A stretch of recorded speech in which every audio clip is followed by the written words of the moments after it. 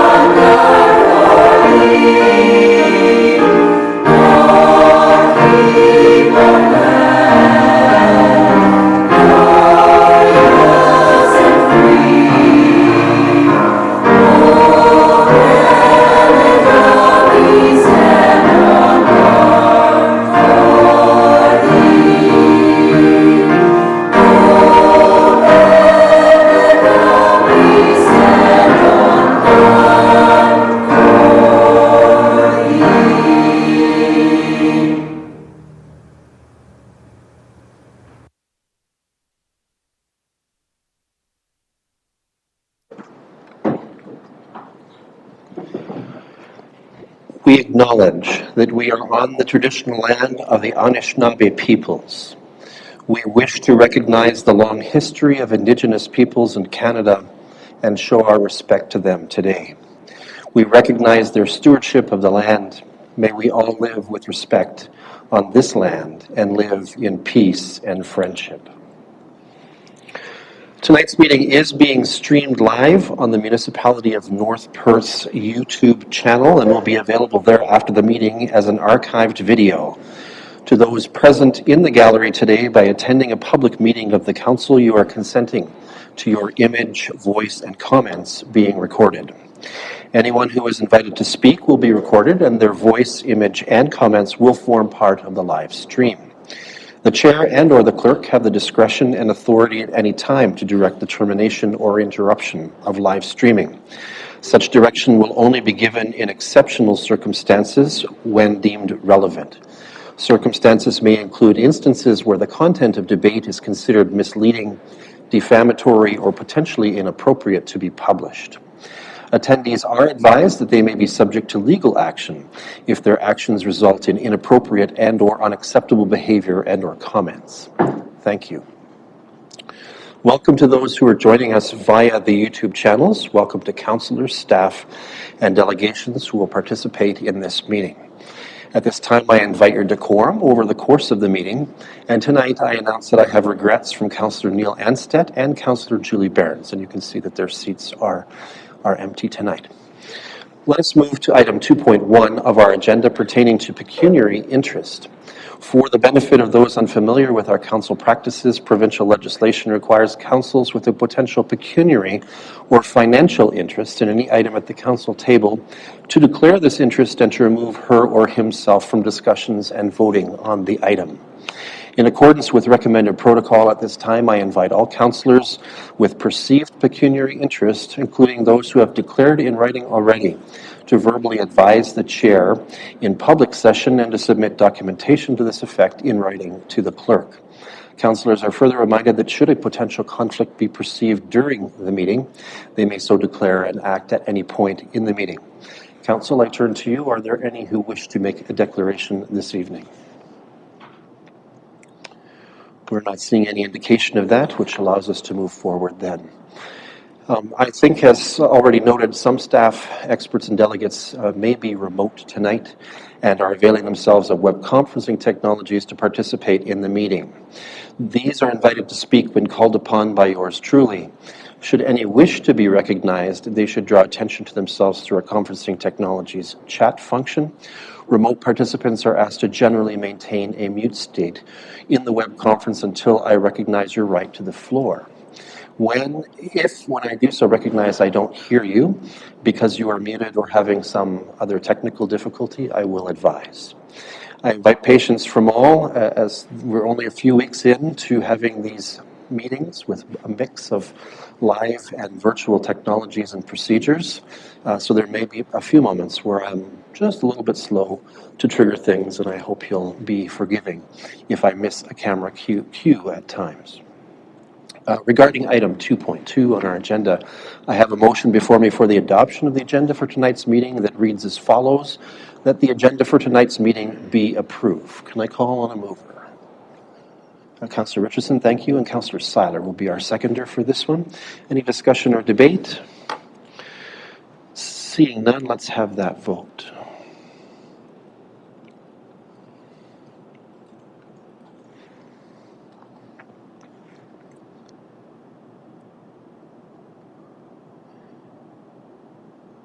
And that is carried with 8 in attendance. Thank you. Let's move forward then to item 3 on our agenda. This is the so-called consent agenda. These items are placed on our agenda because they are believed to be non-contentious, yet they require or warrant Council's recognition and/or action. Grouping them expedites our business. However, any councillor wishing to extract an item from the consent agenda for discussion, debate, or individual action may do so. This is a doozy tonight, Council. We have 21 items on our consent agenda, including the minutes of the last regular Council meeting. Do any of you have a desire to extract any of these for further discussion or action? I see Councillor Andreessen first. Councillor Andreessen. Thank you, through you, Mayor Kaysenberg. I would like some further discussion and advocacy regarding item 3.14 from South Bruce Peninsula regarding the physician shortage. Thank you. We'll pick that up in a moment. Councillor Rothwell, I saw your hand raised. Let me just find your microphone. There we go. Thank you, Mayor Todd. Item 3.15, please. I'd like to have some additional comments I can offer with respect to Blue Water Recycling Association minutes. Thank you. Okay, thank you. Anyone else wish to have anything extracted for discussion? Councillor Andreessen, let me just find your microphone. Hang on. There we go. Thank you, through you, Mayor Kaysenberg. In our correspondence, we also received letters of advocacy about the new Draven alert systems, and I'd like to pull that out if possible. Thank you. Do you have a reference number for that one? There were a few, I think, right? There's 3.5, 3.6, 3.7, and 3.10. Yeah. There are 4 municipalities that have directed correspondence to us. Great, thank you. Okay, anyone else before we move forward with discussing some of these? All right. I think what we'll do, if Council's indulgent, is we'll let the discussion flow on these items that have been asked for extraction, see where that takes us, and then we can come back to the regular motions. So, per item 3.4, Councillor Andreessen, the floor is yours. Thank you, through you, Mayor Kaysenberg. We received correspondence from South Bruce Peninsula regarding their concern over physician recruitment and shortages in their specific municipality. So what they have done is put together some advocacy and some letters to our provincial government and asking for support in their rural community for physician recruitment. In their correspondence, they also offered some interesting ideas about increasing physician recruitment overall in different municipalities. I felt that they did a very good job in this type of advocacy, and I'm hoping that North Perth could join that advocacy, perhaps write a letter of support or a similar type of letter that could be sent to our provincial government to support and advocate for support with physician recruitment here in North Perth, because I realize that we have our own challenges and our own issues with recruiting for physicians here in North Perth. Okay, thank you, Councillor Andreessen. Did you want staff to bring a draft of a letter back to council before it's sent to the ministry and other target audience, or do you just want staff to send a letter of support? Through you, Mayor Kaysenberg, I'm feeling that, and I trust staff to do a great job with using the models that have been provided by these townships to draft something and send something on our behalf, if that's okay with my colleagues. Okay. So, Councillor Andreessen, I assume you're prepared to move that council directs staff to prepare a letter to address the issues of physician recruitment and shortage in our community, echoing comments made from the letter from the township of South Bruce Peninsula. I got to get that right, and ensuring that it's distributed to the appropriate individuals who, CAO Snell, I might call on you, but Ministry of Health, local MPP, as a courtesy, the MP, and do you want it sent to all other municipalities to show our action on this one?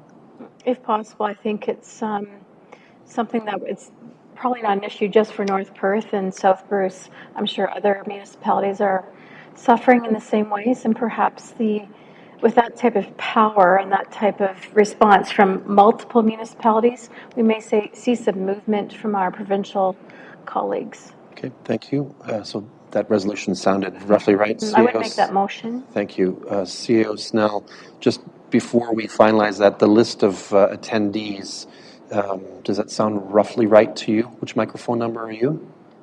14. 14, okay. Just in reviewing the South Bruce correspondence that was also sent to some of the federal members, including the Federal Minister of Health and the Prime Minister, so I would suggest we include that too, because some of the issues involve accreditation, which I think can be a federal jurisdiction. Okay. Thank you, CAO Snell. Thank you. So if we can amend that resolution, I see the clerk making notes and trust that we've got that. Okay, we have a motion acceptable to Councillor Andreessen and moved by her. Can I call for a seconder? Councillor Richardson, thank you. Any discussion or debate? Councillor Richardson, let me find your microphone here. Thank you. Just possible consideration for Councillor Andreessen, like just also given the shortage to possibly expand it to senior level of healthcare workers, like expand it to nurses as well, because I do know that of late there has been some issues with that. Physician and registered nurses, RNs and RPNs to do that. If you'd be willing for a slight modification to save a separate motion, that I think that would be a good idea for, number one, expediting the accreditation of newcomers to Canada who have those skills from a different country, and also to possibly provide an incentive as it's described in the letter. I think it would be beneficial to carry that to the nurse level as well. Just I'm proposing food for thought. Yeah, I'm proposing we be a little casual about this, if the clerk will indulge and not chew me up for this. Councillor Andreessen, is it acceptable to you to add physicians, nurses, range of healthcare professionals to this letter? Thank you, through me, I really appreciate Councillor Richardson's advice around that. I think that's a great idea. Thank you. Okay, so moved, seconded. Any discussion or debate? I'm not seeing any, so let's have that vote.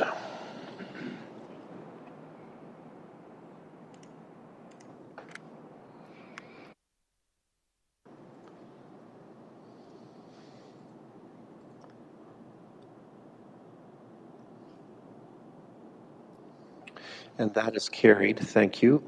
Let's move to the next item. This is item 3.15, pertaining to the report from the Blue Water Recycling Association. And Councillor Rothwell is our delegate there, so I'll turn on your microphone. Mr. Rothwell, you have the floor. Thanks, Mayor Todd. And Council, I just want to underscore what is on page 55 of our agenda package. Residents in North Perth did suffer some of the delays in service for both garbage and recycling in early July. And unfortunately, those issues are going to continue despite the efforts of the association. As is outlined in the report from our executive director, Francis Villa, the issues are complex in terms of not only in staffing, in terms of our drivers, but also in terms of part shortages for some of our trucks as well. So that's the reason why some of those collections did not happen either until later in the evening or the next day, as the case may be, or shortly thereafter. So you'll see the sincere apologies from the association with respect to all of our customers. It's just not here in North Perth that's had that issue. But just know this, is that the employees and the association are working hard to address those issues because they do know that this the residents do rely on us and the municipalities do rely on us to pick up garbage and recycling and get it delivered appropriately. So I just wanted to underscore that this is a serious issue which the association takes and is trying to address on an ongoing basis. Thank you. Thanks for bringing that specifically to our attention. Certainly there was some confusion and concern about that in our community, and hopefully your direct comments about this will help our taxpayers and residents understand what's happening there. Thank you. All right, let's turn to the Draven alert items. There's 4 items on our agenda that pertain to this. I believe I spoke to this one at the county, so I'll let you take a stab at this one, Councillor Andreessen. Sure, thank you.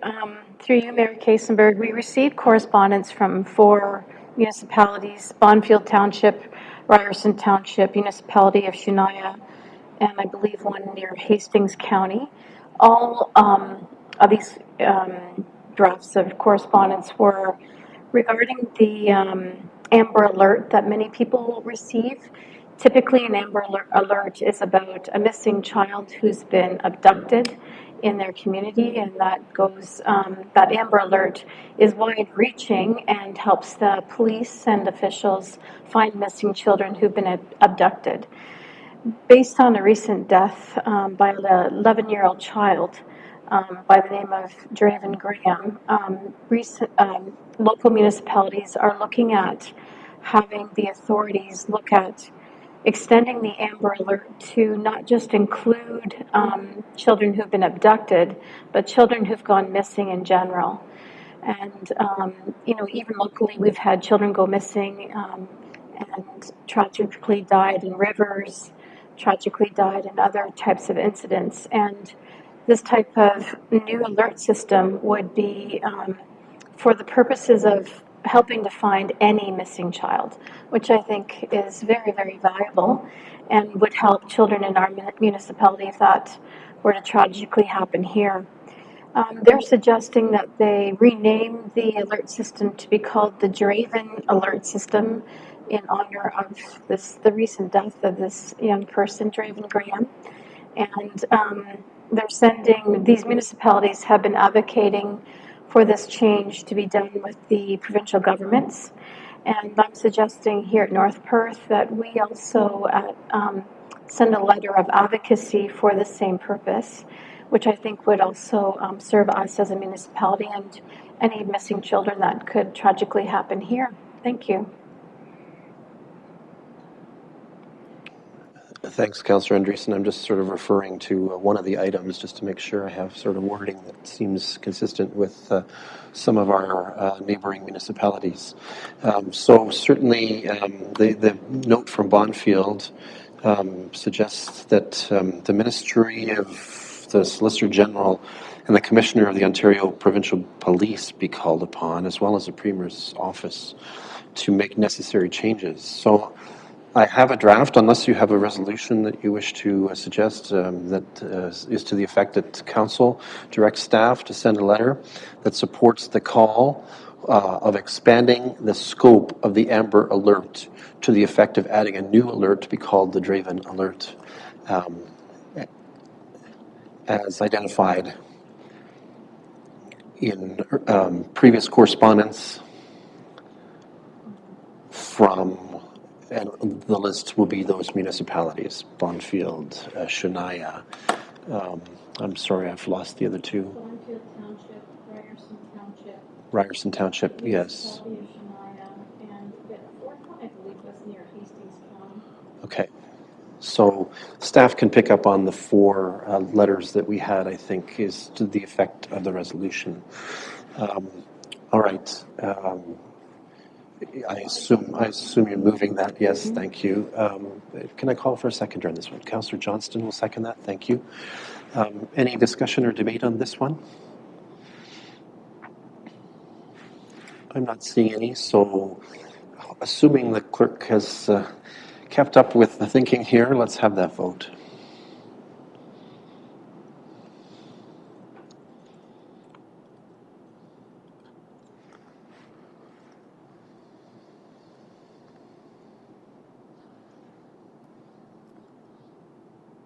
And that is carried. Thank you very much. Okay, councillors, that means we can turn back to the whole of the consent agenda and acknowledge it appropriately. I have a resolution to that effect that reads as follows, that consent items 3.1 to 3.21 be received for information in the minutes of the July 18th, 2022 regular council meeting be adopted. Can I call for a mover? Deputy Mayor Callum, thank you. And seconder will be Councillor Seiler. Any discussion or debate on this one further to our earlier efforts? Doesn't look like it. Seeing none, let's have that vote.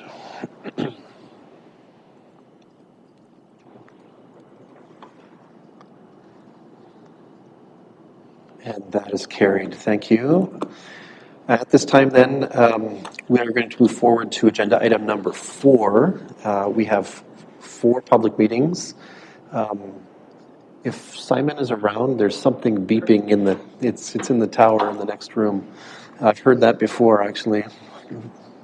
Yanked me out of my office. I was wondering what was going on. So tonight we have 4 public meetings scheduled pertaining to both drain and land planning matters. To enable these public meetings, we must temporarily recess from council.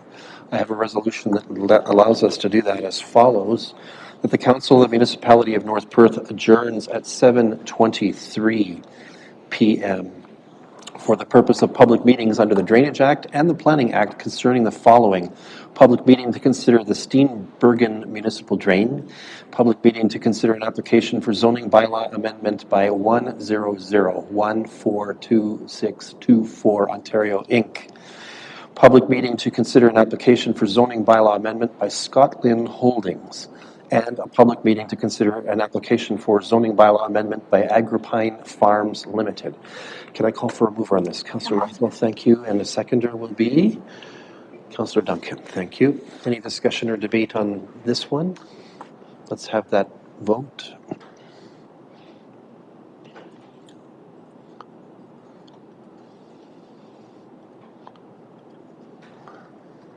And that is carried. Thank you. All right, let's call this next part to order then. We have these 4 meetings. The first one is a consideration of the report for the Steenbergen Municipal Drain. This is a public meeting to discuss and receive the drainage report. I extend a welcome to any assessed landowners who are in attendance, either virtually or in the chamber. At this time, I'm going to call for the engineer, Brandon Widener from Spreet Associates, to present the report. I believe Mr. Widener is remote, and so we're queuing up the appropriate screen for Mr. Widener, please. Mr. Widener, the floor is yours. Good evening, everybody. Tonight we have the Steenbergen Drain. This is a new drain. It's under Section 4. It was initiated by Mr. Steenbergen, who owns a number of properties on the drain, as well as another individual, the Gingriches, Clayton, I believe. It does extend on an old drain. It used to be called the George Melville Award Drain. It's an existing award drain from 1929. There's also another portion of this drain on the downstream side, which is an open ditch, which currently is a municipal drain. It was incorporated in 1979 by K-Smarts when they did work on the Kells drain, which it outlets into. So for reference, this drain is located on Perth County Line 91, near the intersection of Road 146. It's a new drain under Section 4. It consists of some open ditch clean out at the bottom end that is south of Perth line 91. There's then a new tile being installed across lot 7, concession 11 in Steenbergen's property. It runs northeasterly across that property, across Road 148 into Clayton Gingrich's, with its top end being at Wade and Dittner's property. We had a meeting on this drain June 22nd, 2022. We had very good attendance. Most every person was there. Take note, we did the drain adjacent to this not too long ago, the Gingrich Shill drain. So this is immediately beside that. So we have a new drain proposed. It's a 27-inch tile at the bottom end, and it decreases in size up to the top end where it's a 450 millimeter or an 18-inch. It's approximately 1,200 meters of tile being installed with 2 road crossings. There is also, as you saw on the previous drains we submitted, working with Perth County, there's going to be some work on the county road with the surface pipe. Total project cost is estimated at $235,000.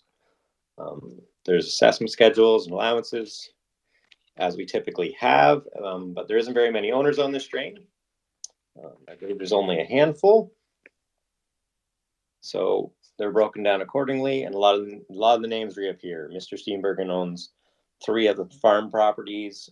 There's a separate lot off of that, and it was all shown on the assessment for construction on page 12. But I'd be happy to answer any questions if there is any this evening. Thank you very much, Mr. Widener. Let's turn to a question opportunity then that has been opened up. Let me turn to the clerk first. Clerk Klein, do we have anyone who's in the chambers or who has queued up on a waiting list for the purposes of speaking to this report? Okay, thank you. So we don't believe that we have any in attendance, although the opportunity is available to anyone in the gallery if you wish to ask questions or offer comments. Please let us know. Council, any questions about this report, concerns, things you'd like to know? Councillor Johnston is tentatively raising his hand, so let's go there. Just a minor clarification on page 4 under recommendations. It's got that the existing surface culvert under Road 147. I don't believe 147 goes anywhere near this. It should be either 146 or 148. So just want to clarify that. It would be 146. It's the gravel road between Steenbergen's and Ginrich's. That's it. Okay, thank you. Any other questions from council? Okay, we're not seeing any at this point. So the note to me in facilitating this says, assuming no one withdraws and no significant concerns are raised, we can adjourn this meeting. I don't think anyone withdrew, nor do I see any significant concerns being raised in this meeting. So I believe we'll do exactly that. We'll adjourn this meeting. That's number 1. Let's go to public meeting number 2. This is dealing with a matter under the Planning Act. Welcome to those who are attending this public meeting pursuant to the Planning Act for a proposed amendment to the North Perth zoning bylaw. This is a statutory public meeting to deal with an application for zoning bylaw amendment affecting, by 1000142624 Ontario Inc., Randy Bauman, affecting property described as Part Lot 25, Concession 3, Wallace Ward, 8474 Perth Road 164 or Highway 23 in the municipality of North Perth. Correspondence, reports, and comments received regarding this application will be considered by council. Those in attendance remotely wishing to make comments concerning this application will be given the opportunity to do so. Anyone wishing to appeal council's decision in this matter must make verbal submissions during this public meeting or have made a written submission to council. Those wishing to receive notice of the decision regarding this application must notify the clerk via email or telephone, giving their mailing address and telephone number. And I believe it's also convention, if anyone is in the gallery, that they need to sign a document that they were in attendance. So if anyone is here for that purpose, that attendance should be tracked as appropriate. At this time, I'm going to call for a summary of this application, and I see Ms. Reed standing in front of me. Welcome, Ms. Reed. She is the senior planner for the County of Perth. So let me get the cameras right here. I think that's the right thing to do. Give me a moment.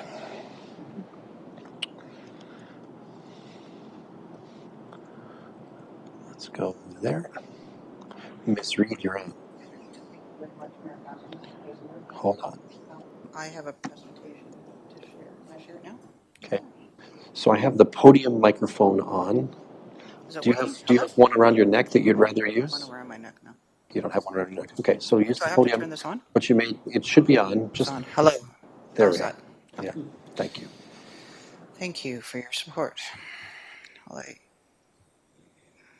here we go.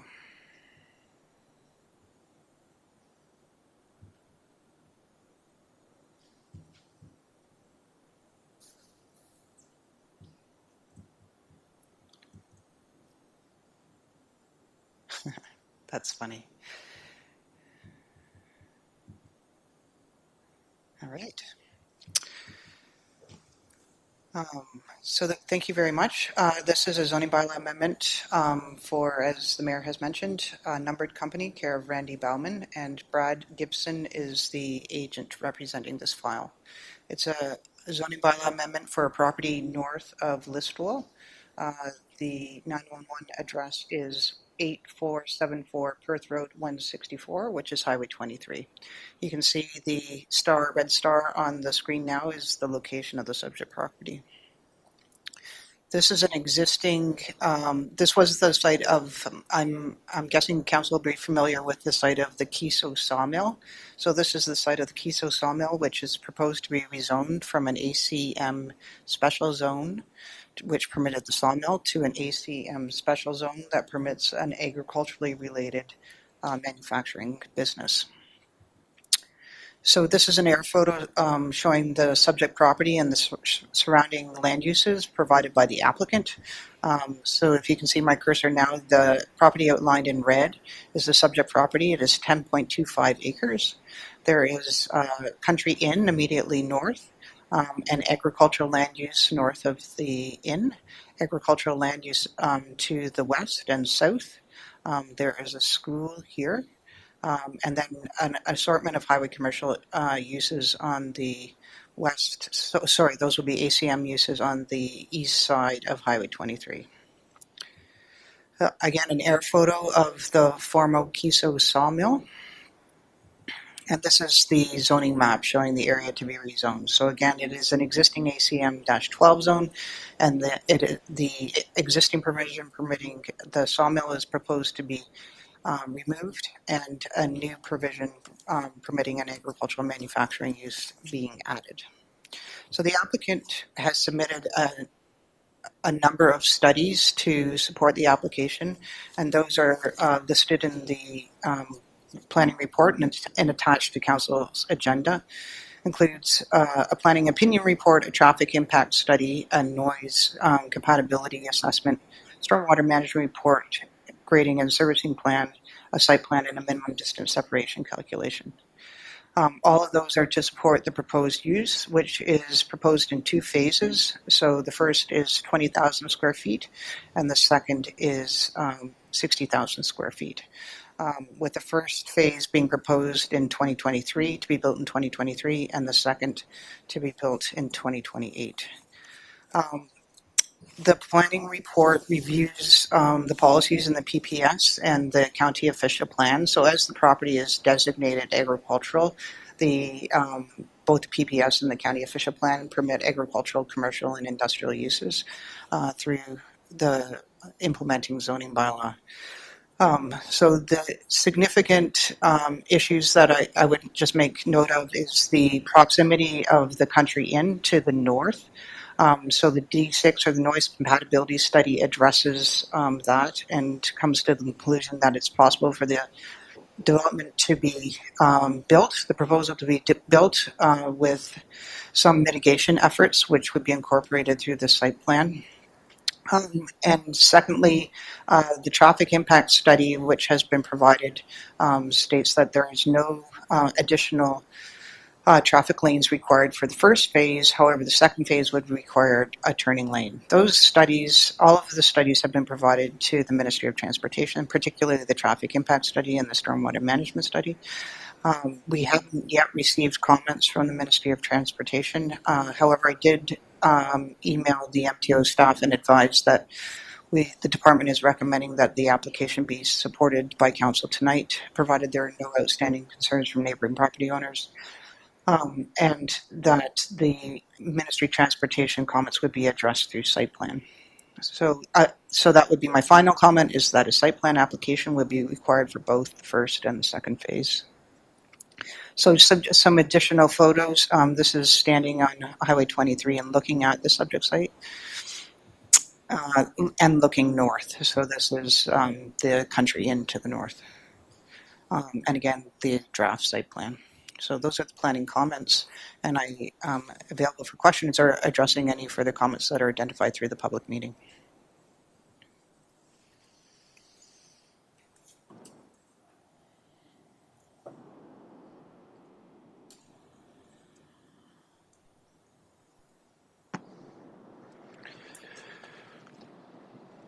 We'll get it set up just right when we figure out all the buttons to press here. All right. Thank you, Ms. Reid, for your report. At this time, I'm going to turn to the clerk to ask for information regarding the notice of public meeting, this public meeting.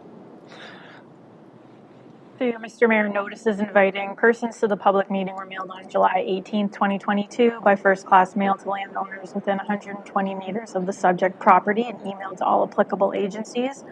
The notice was posted on the website and on the subject property on July 18th, 2022, advising of this public meeting. Okay, thank you. And let's talk about whether we've received correspondence, comments, and reports about this application. I think that's probably pertinent to both parties standing in front of us here. So, Ms. Reid, have you received any correspondence, comments regarding this application? I have not, no. Thank you. And Ms. Klein?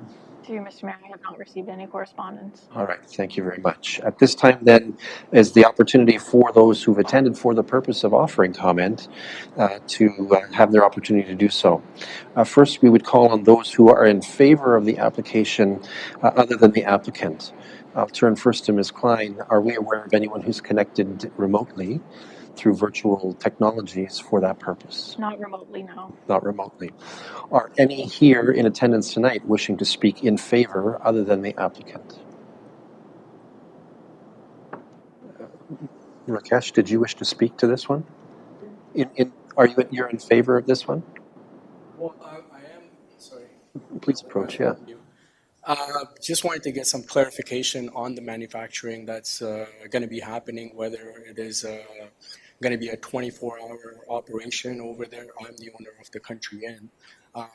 As far as the noise level is concerned, and if it is 24 hours as to the noise level, would it be affecting my business as guests are sleeping in the night? And so I'm not against it, but at the same token, I'd like some more clarification on it. Okay, very good. Just for the record, if you can state your full name. My name is Rakesh Kumar Patel. Thanks, Rakesh.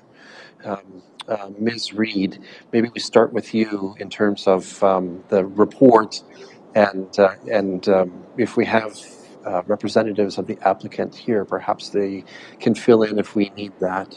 Ms. Reid, let's start with you. I don't know if are there representatives of the applicant here? I don't believe. Would you like to speak to the? Okay, I think that'd be best. Okay, thank you. So the representative of the applicant is here. If you don't mind addressing Mr. Patel's question. Yeah, thank you. Brad Gibson. Is my understanding the owner has no intent of this facility being a 24-hour manufacturing facility. And as far as sound noises, the new building construction should easily be able to maintain a sound level that was less than what was there previously. The process inside will be quieter, and the building will be built that much better than the previous structures. Okay, thank you. Any further questions, Rakesh?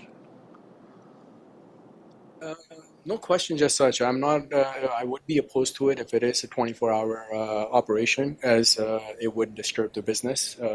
As you know, it is accommodation business, and it is right next door. So if they have heavy-duty machinery that's actually doing the work at night, then that would pose a problem for me. Okay, thank you. Let's see if there are any in attendance who are opposed at this time. Anyone wish to speak to this? Do we have any indication on virtual technologies, Ms. Klein? No. Okay. Ms. Reed, you were approaching the podium. It sounds like you may have something further to contribute at this point. I've mentioned this earlier, but just to respond to the specific comment, the applicant did prepare a D6 study, and the intention is to model the noise of the proposed business industry and determine whether or not it satisfies the Ministry of Environment noise level requirements, and the study is in your package. It has demonstrated that it can do that, and there are two specific recommendations in the noise study. I'll just refer you to those. They're in the site plan comments of the planning report. So the first is that I didn't put it in that level of detail, that the dust collector be on the south side of the building, and that doors on the north side of the building be kept closed if there are any.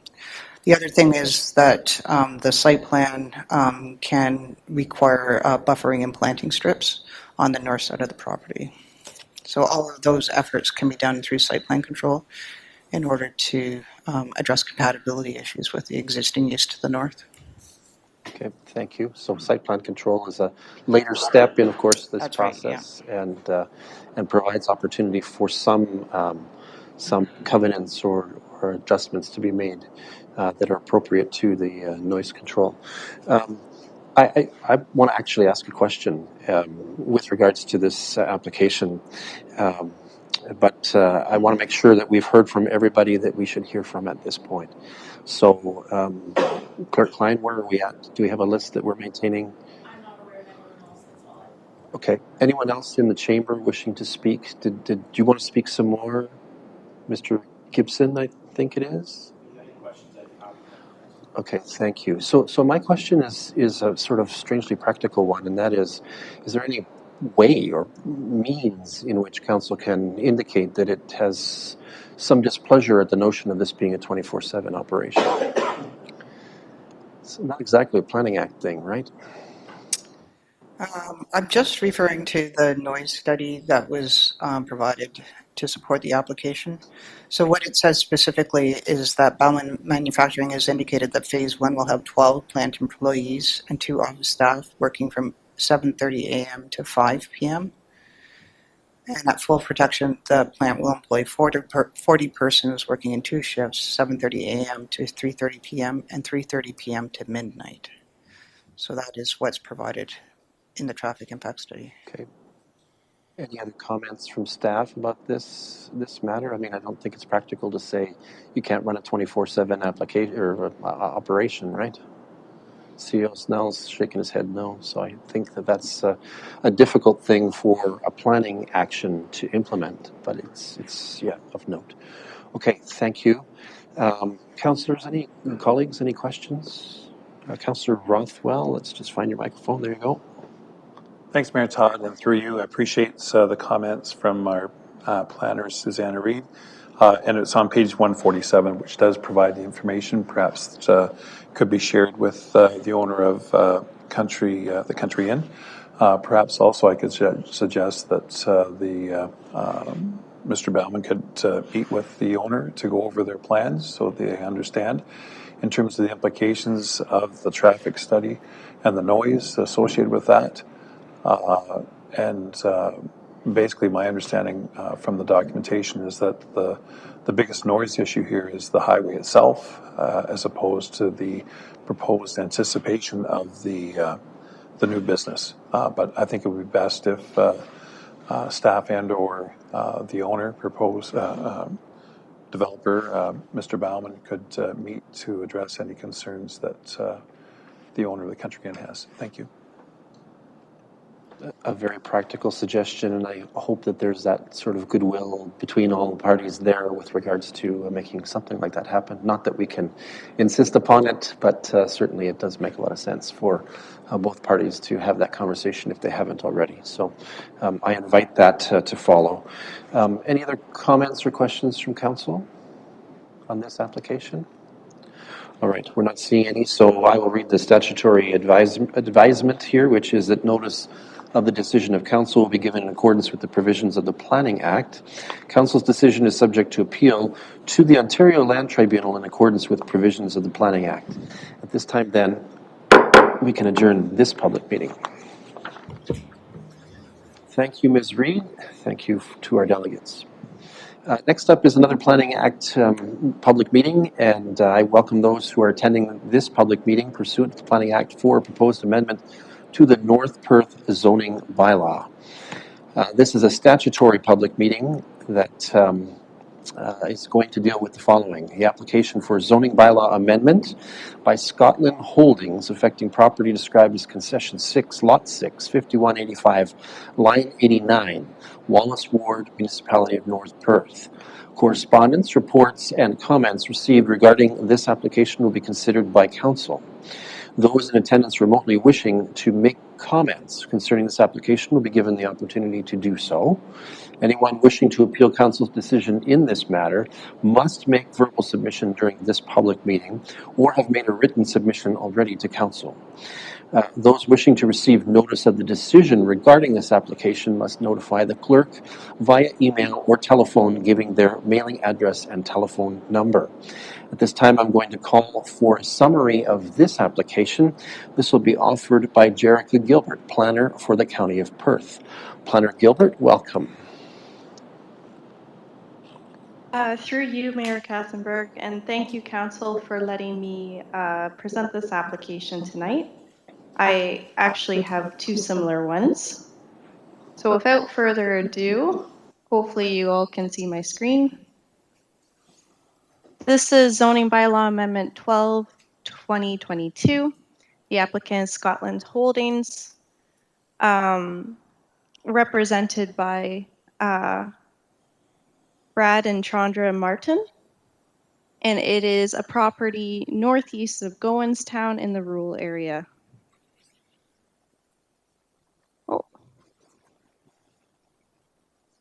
So this rezoning is part of the conditions for a surplus farm dwelling severance known as B5221. As council is aware, the provincial policy statement and Perth County official plan seek to protect the agricultural farmland. The only consents that are allowed in the rural area for the most part are surplus farm dwellings, which have a number of conditions attached. One of which is that the property is rezoned. So in this circumstance, we have one proposed lot, which contains the residence that's over at least 10 years of age and habitable. It will be rezoned A1 to allow a non-farm residential dwelling. While the area outlined in red, which is approximately 197 acres, will be rezoned to ensure that there's no residential dwellings or mobile homes can be placed on the farmland. This is to protect the integrity of the farm. It's my opinion that this does meet the intent of the provincial policy statement and the official plan. I haven't received any correspondence related to this application. Public notice was given as per Planning Act requirements. The clerk might be able to speak to that more. And yes, that concludes kind of my summary of this application. It's fairly straightforward. Okay, thank you. Let's turn now to the clerk for indication, expression regarding the notice of public meeting. Through you, Mr. Mayor, notices inviting persons to this public meeting were mailed on July 19th, 2022 by first-class mail to landowners within 120 meters of the subject property and emailed all applicable agencies. The notice was posted on the website and on the subject property on July 19th, 2022, advising of this public meeting. Thank you, Clerk Klein. And let me check in with you. I noted that Planner Gilbert said that no reports or comments had been received by the Planning Department. Have you received anything relevant to this application? Through you, Mr. Mayor, I have not. Thank you. All right. So at this time is the opportunity for those of the public to make comments or ask questions as invited. At this time, we will call on those who are in favor other than the applicant to make comments. Clerk Klein, are we aware of anyone who's pre-registered for that purpose? No. Is anyone in the chamber wishing to make such comments in approval of this one? All right. Next, then, is those who are opposed to this application. Clerk Klein, are we aware of anyone who's pre-registered for that purpose? No. And anyone in the chamber wishing to make comments in opposition to this application? Let's turn next to the applicant or the applicant's agent. I don't know whether that party is with us, but if they are, do they wish to make comment? Through you, Mr. Mayor, so the owner, Chandra Martin, is in attendance, but they only wish to answer any questions. They don't have anything to present. Thank you, Clerk Klein. Very good. That turns us then to council. Any questions or comments to make about this application at this time? Councillor Rothwell? Thanks very much, Mayor Todd. Councillor Rich and I were just discussing, I believe, this was the application for severance that there was a revision on the lot size regarding the trees and so on. Was that incorporated into the zoning bylaw amendment? Planner Gilbert, did you want to comment on this? Yes. My apologies for almost speaking out of turn. Thank you. I believe that is the Agripine Farms that you might be thinking of, Councillor Rothwell. That has the adjustment in lot size for lot frontage. This one was presented. I think this was an undisputed. Thank you. Undisputed consent. Yes. We're getting a cheerful nod of the head from Councillor Rothwell, who's agreeing with your observations. Planner Gilbert, thank you. Thank you very much. All right. Anyone else with questions or comments about this one? All right. Now to the statutory declaration then. As follows, notice of the decision of Council will be given in accordance with the provisions of the Planning Act. Council's decision is subject to appeal to the Ontario Land Tribunal in accordance with provisions of the Planning Act. And as a result, at this point, I can adjourn this public meeting. One more. Welcome to yet another public meeting on the subject of the Planning Act. This is a public meeting pursuant to the Planning Act for a proposed amendment to the North Perth zoning bylaw. This is a statutory public meeting to deal with an application for zoning bylaw amendment by Agripine Farms Limited, affecting property described as Concession 25, Lot 6, 5527, Line 78, Elma Ward, Municipality of North Perth. Correspondence, reports, and comments received regarding this application will be considered by Council. Those in attendance remotely wishing to make comments concerning this application will be given the opportunity to do so. Anyone wishing to appeal Council's decision in this matter must make verbal submissions during this public meeting or have made a written submission to Council. Those wishing to receive notice of the decision regarding this application must notify the clerk via email or telephone, giving their mailing address and telephone number. This time I'm going to call for a summary of this application, and again we will hear from Planner Jerica Gilbert from the County of Perth. Planner Gilbert, again, welcome. Thank you, Mayor. And yes, once again, we have a surplus farm dwelling rezoning. All right. There we go. So this is for this property is just northeast of the community of Atwood. It's, as the mayor noted, with Agripine Farms Limited, represented by John McCreature, who is absent today, I believe, but there is a representative from his firm here to speak. Oh, shoot. So this is a condition of consent B1222 for surplus farm dwelling severance.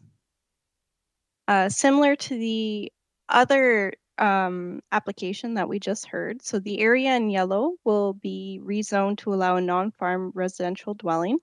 And the area in red will be rezoned to prevent any dwellings from being built, just because we want to protect the integrity of the farmland.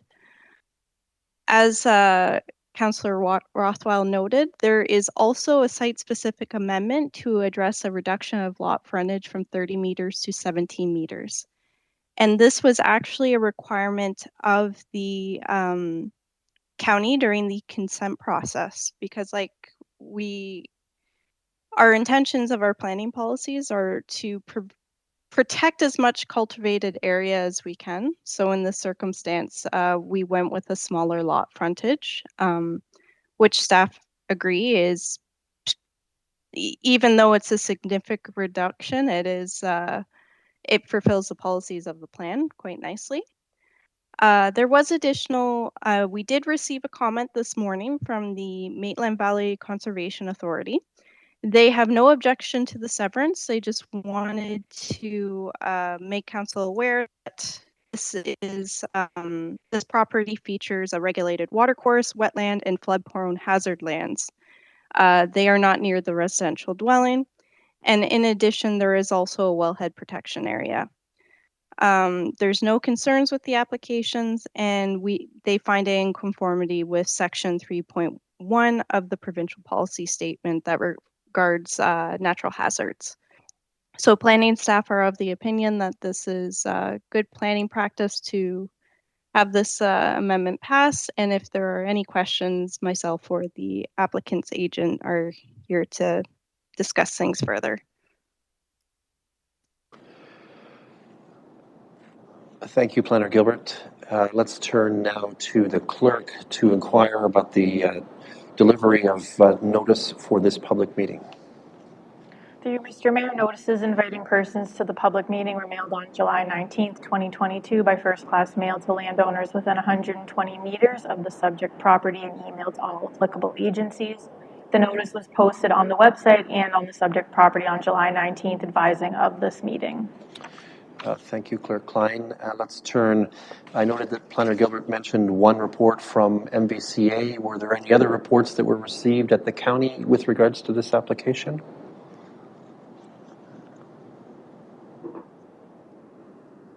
Planner Gilbert? Oh, my apologies. No, I haven't heard any for or against this application. Great. Just the comment from the MVCA. Thank you. And Clerk Klein, has this office received anything pertaining to this application? Through you, Mr. Mayor, no, I have not received anything. Okay, very good. Thank you.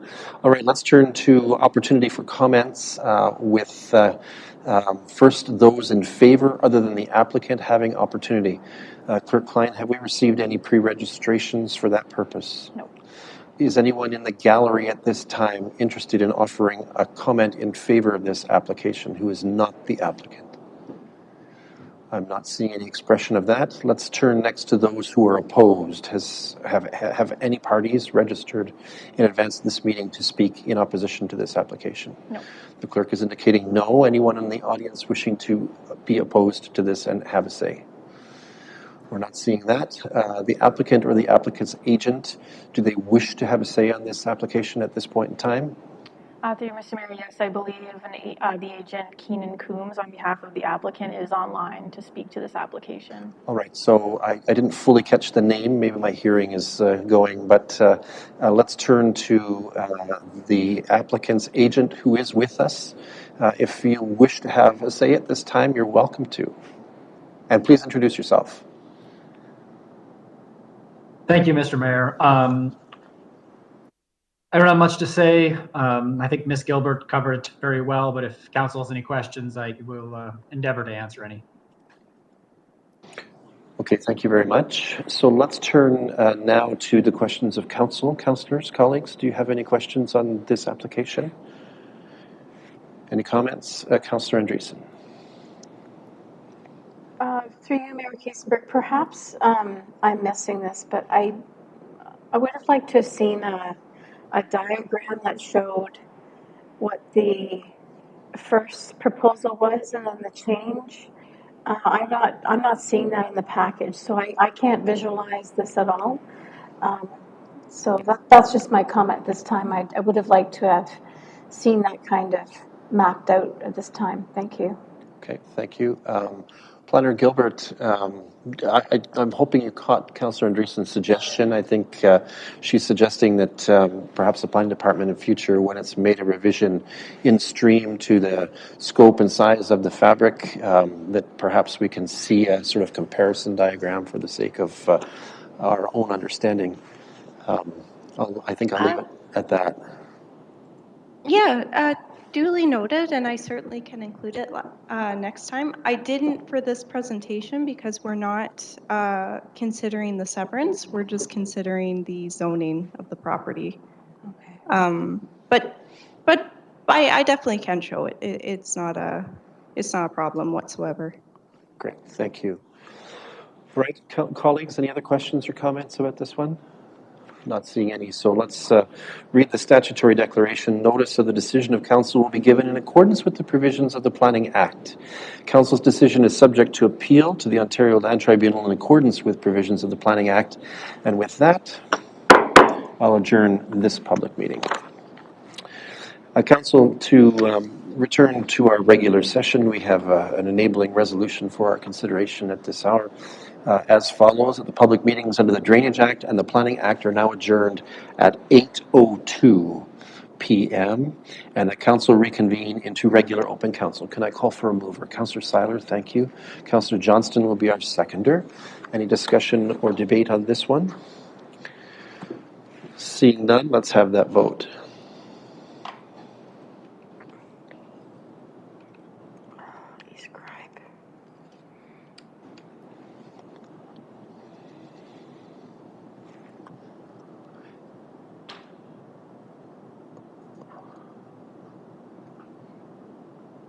Who are we missing? Councillor Andreessen. Okay, Councillor Andreessen is in favor, and so with that vote, that is carried. Thank you. That means that we are back in regular session of Council. Pursuant to the public meetings, we have a raft of things to do here, so let's go through them. Item 4.1, this is the drainage matter with the Steenbergen Municipal Drain. I have 1, 2, 3 resolutions here that we have to get through. The first, and Councillor Johnston, I saw that wicked little smile. He wants me to read these out the long form and read them again. All right, let's move forward.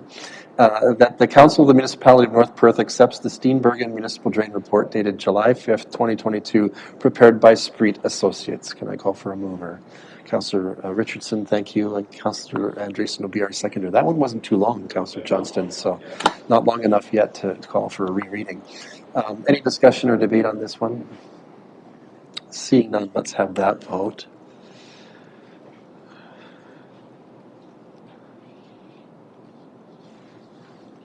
And that's carried. You see, the advantage of live meeting is I can see where you're coming at me. So the second motion then is that the Council of the Municipality of North Perth will hold the court of revision for the Steenbergen Municipal Drain on September 19th, 2022 at 6:30 p.m. Can I call for a mover for that one? Councillor Duncan, thanks, and seconded by Councillor Johnston. Any discussion or debate? Seeing none, let's have that vote.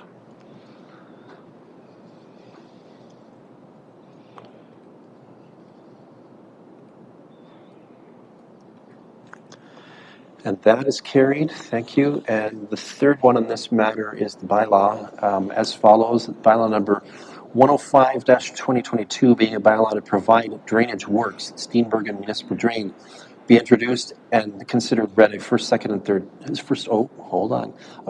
getting ahead of myself. A first and second time, and be provisionally adopted, and that the said bylaw be signed by the mayor and the clerk and sealed with the seal of the corporation. Councillor Rothwell will be our mover for this one. Thank you. Councillor Seiler will be our seconder. Any discussion or debate on this bylaw enablement? Seeing none, let's have that vote.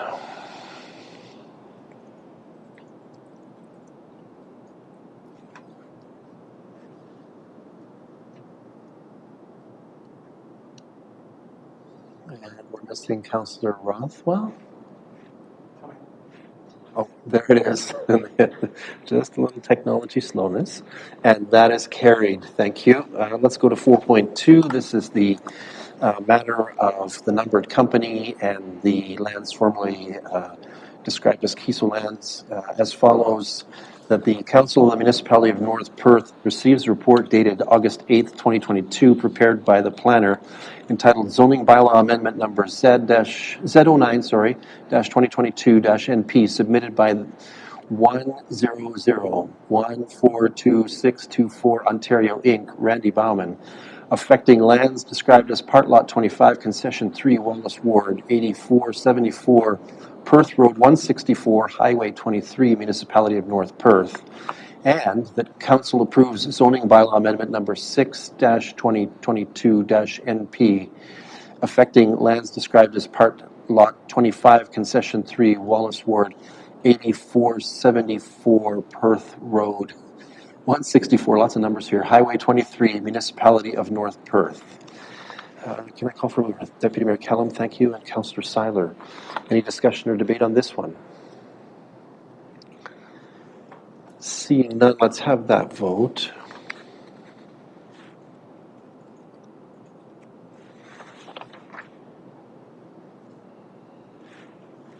And that is carried. And next up is the amendment here. The bylaw 106-2022 being a bylaw to amend bylaw number 6-ZB-1999 as amended, be introduced, read, and considered read a first, second, and third time, and be finally passed. And said bylaw be signed by the mayor and the clerk and sealed with the seal of the corporation. Can I call for a mover? Councillor Andreessen and Councillor Duncan. Thank you. As seconder, any discussion or debate on this one? Let's have that vote.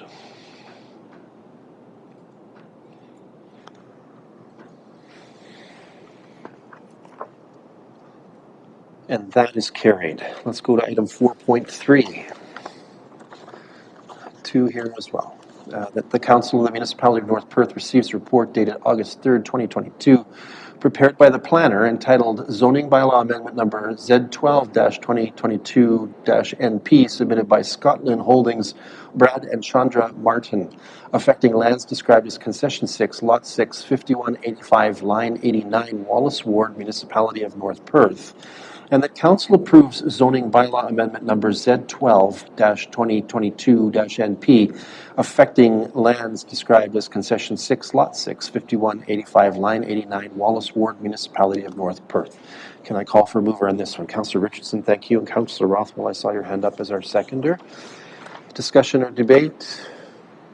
Not seeing any indication of that. Let's have that vote.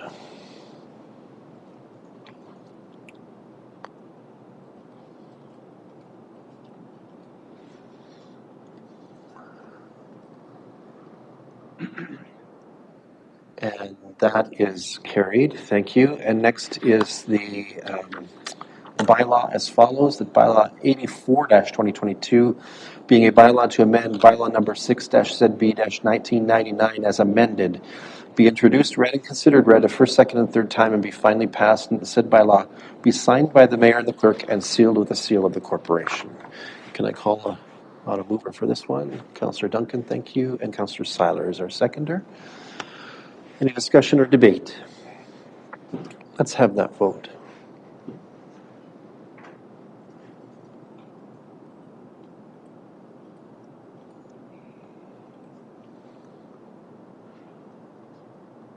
And that is carried. Thank you. And now let's move to item 4.4.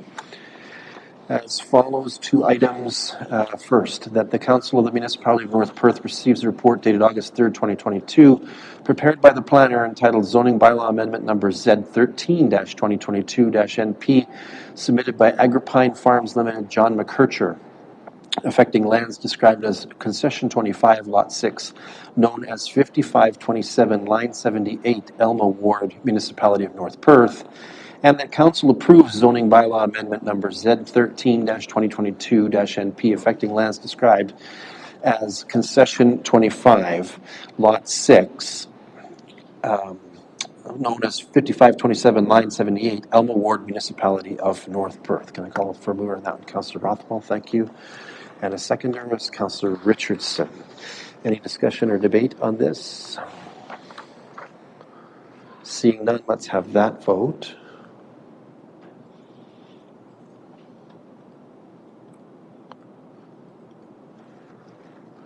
And that is carried. Thank you. And now the bylaw as follows. The bylaw 85-2022 being a bylaw to amend bylaw number 6-ZB-1999 as amended, be introduced, read, and considered read a first, second, and third time, and be finally passed, and the said bylaw be signed by the mayor and the clerk and sealed with the seal of the corporation. Can I call for a mover?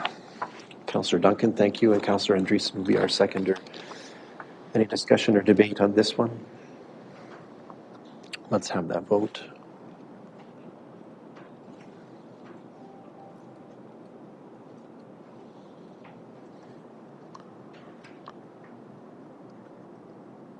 And that is carried. Thank you. Okay, we got through a whole bunch of public meetings and business pertaining to the public meetings. That allows us to move to agenda item number 5, reports from department and key staff. To those who were in attendance for the public meetings, thank you for your attendance and participation. And for those who are online for that purpose, using our digital technologies, you may stay, you may leave. That is at your discretion. Let's turn to 5.1. This is an item coming from the CAO's department. For item 5.1.1, the CAO has brought forward a recommendation from the Police Services Board pertaining to the extension for up to 2 years of the current police services agreement with the Ontario Provincial Police. Change is afoot in how these contracts are promulgated, instigated by the province. Until the province clarifies its timeline regarding its intended changes, we are obliged to hold and deliver policing contracts. I think Mr. Snell has a lot more insight into this than most of us, so welcome, Mr. Snell. Let me just get the microphone here. There we go. Good evening, Mayor and Council. As outlined by the Mayor, our current agreement expires December 31st at the end of this year, which actually, if Council will remember, was a 1-year extension to allow the provincial government to give royal assent to the Community Safety and Policing Act. That has still not taken effect. So the OPP is offering 3 options. 1, an extension of the current agreement. 2, a full renewal of the contract. Or 3, letting the contract expire and North Perth becoming a 5.1 non-contract police service.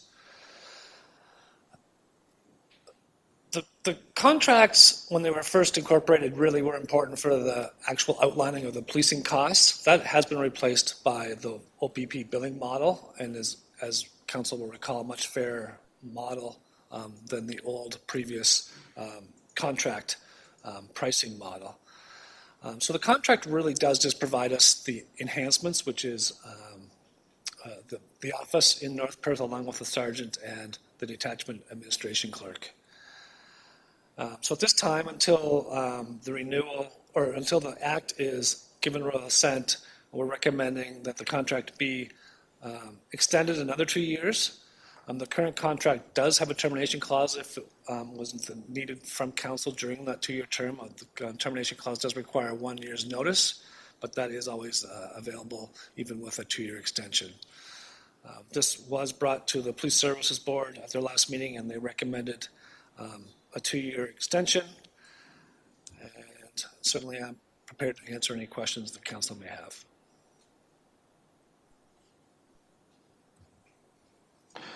Okay, thank you, CAO Snell. Questions or comments? First comments from Council. Anyone have any questions? Councillor Rothwell? Just one question through you, Mayor Todd, and thanks, Chris, for the report. I presume in the agreement there's a inflationary clause that comes in per year, or no? Actually, the OPP billing model is now basically two parts. All the municipalities that are policed by the OPP split a general overhead cost of the OPP, plus then part two of the billing model is calls for service. So that fluctuates every year. Those billing model costs will be out later this fall, and those are the same whether you're in a contract or not. And roughly the actual contract administration or the contract services that we've paid for have been fairly level over the last number of years for the sergeant and the DAC, but do have some inflationary costs based on timing of contracts as much as anything. Okay, thanks. So the question was just on the basis of the, well, I'm not going to say unprecedented, but recently unprecedented inflationary costs which are upon us. And I think this is more due to the contracts that the OPB has with their officers in terms of whatever grid movements or percentage increases that they have over that period of time. That's correct. It would be more of a, and I'm not sure whether they're in their cycle with their labor negotiations. Okay, any other questions or comments from council before we consider a resolution to this end? All right, I'm not seeing anyone at this point, so let's look at the resolution that's been prepared for us as follows: that the Council of the Municipality of North Perth authorizes the signing of an amending agreement between the Province of Ontario and the Municipality of North Perth for the provision of police services that will extend the current agreement until December 31st, 2024. Can I call on a mover? Councillor Seiler will move that. Thank you. Councillor Johnston, you'll be our seconder. Any discussion or debate on this one? Seeing none, let's have that vote.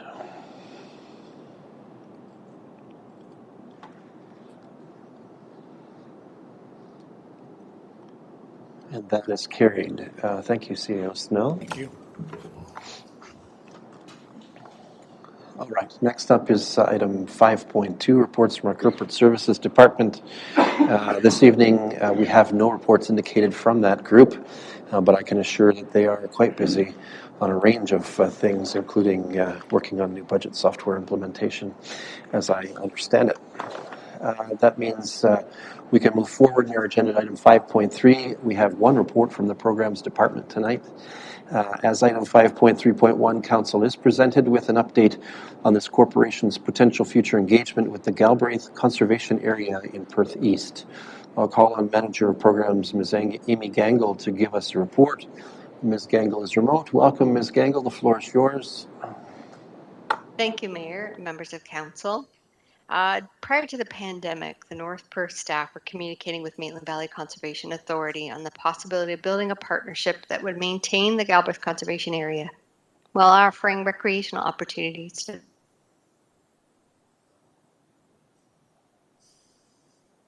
but recently staff have returned their focus to this project and have re-engaged those conversations with our partners. What's been revealed is that there's a great interest in creating an environment for outdoor education in Perth County. Growing research shows the natural world can be a rich learning environment where children can explore new concepts and develop a range of skills needed for adult life. The Galbraith Conservation Area is a unique facility and property that is not replicated anywhere in the area, and as such provides a unique opportunity for the extended community. In addition to the educational and economic benefits, preserving the facility and programs also helps us achieve some of the recommendations from the North Perth Strategic Plan, North Perth Parks and Recreation Services Master Plan, and goals from the North Perth Youth Attraction Strategic Plan.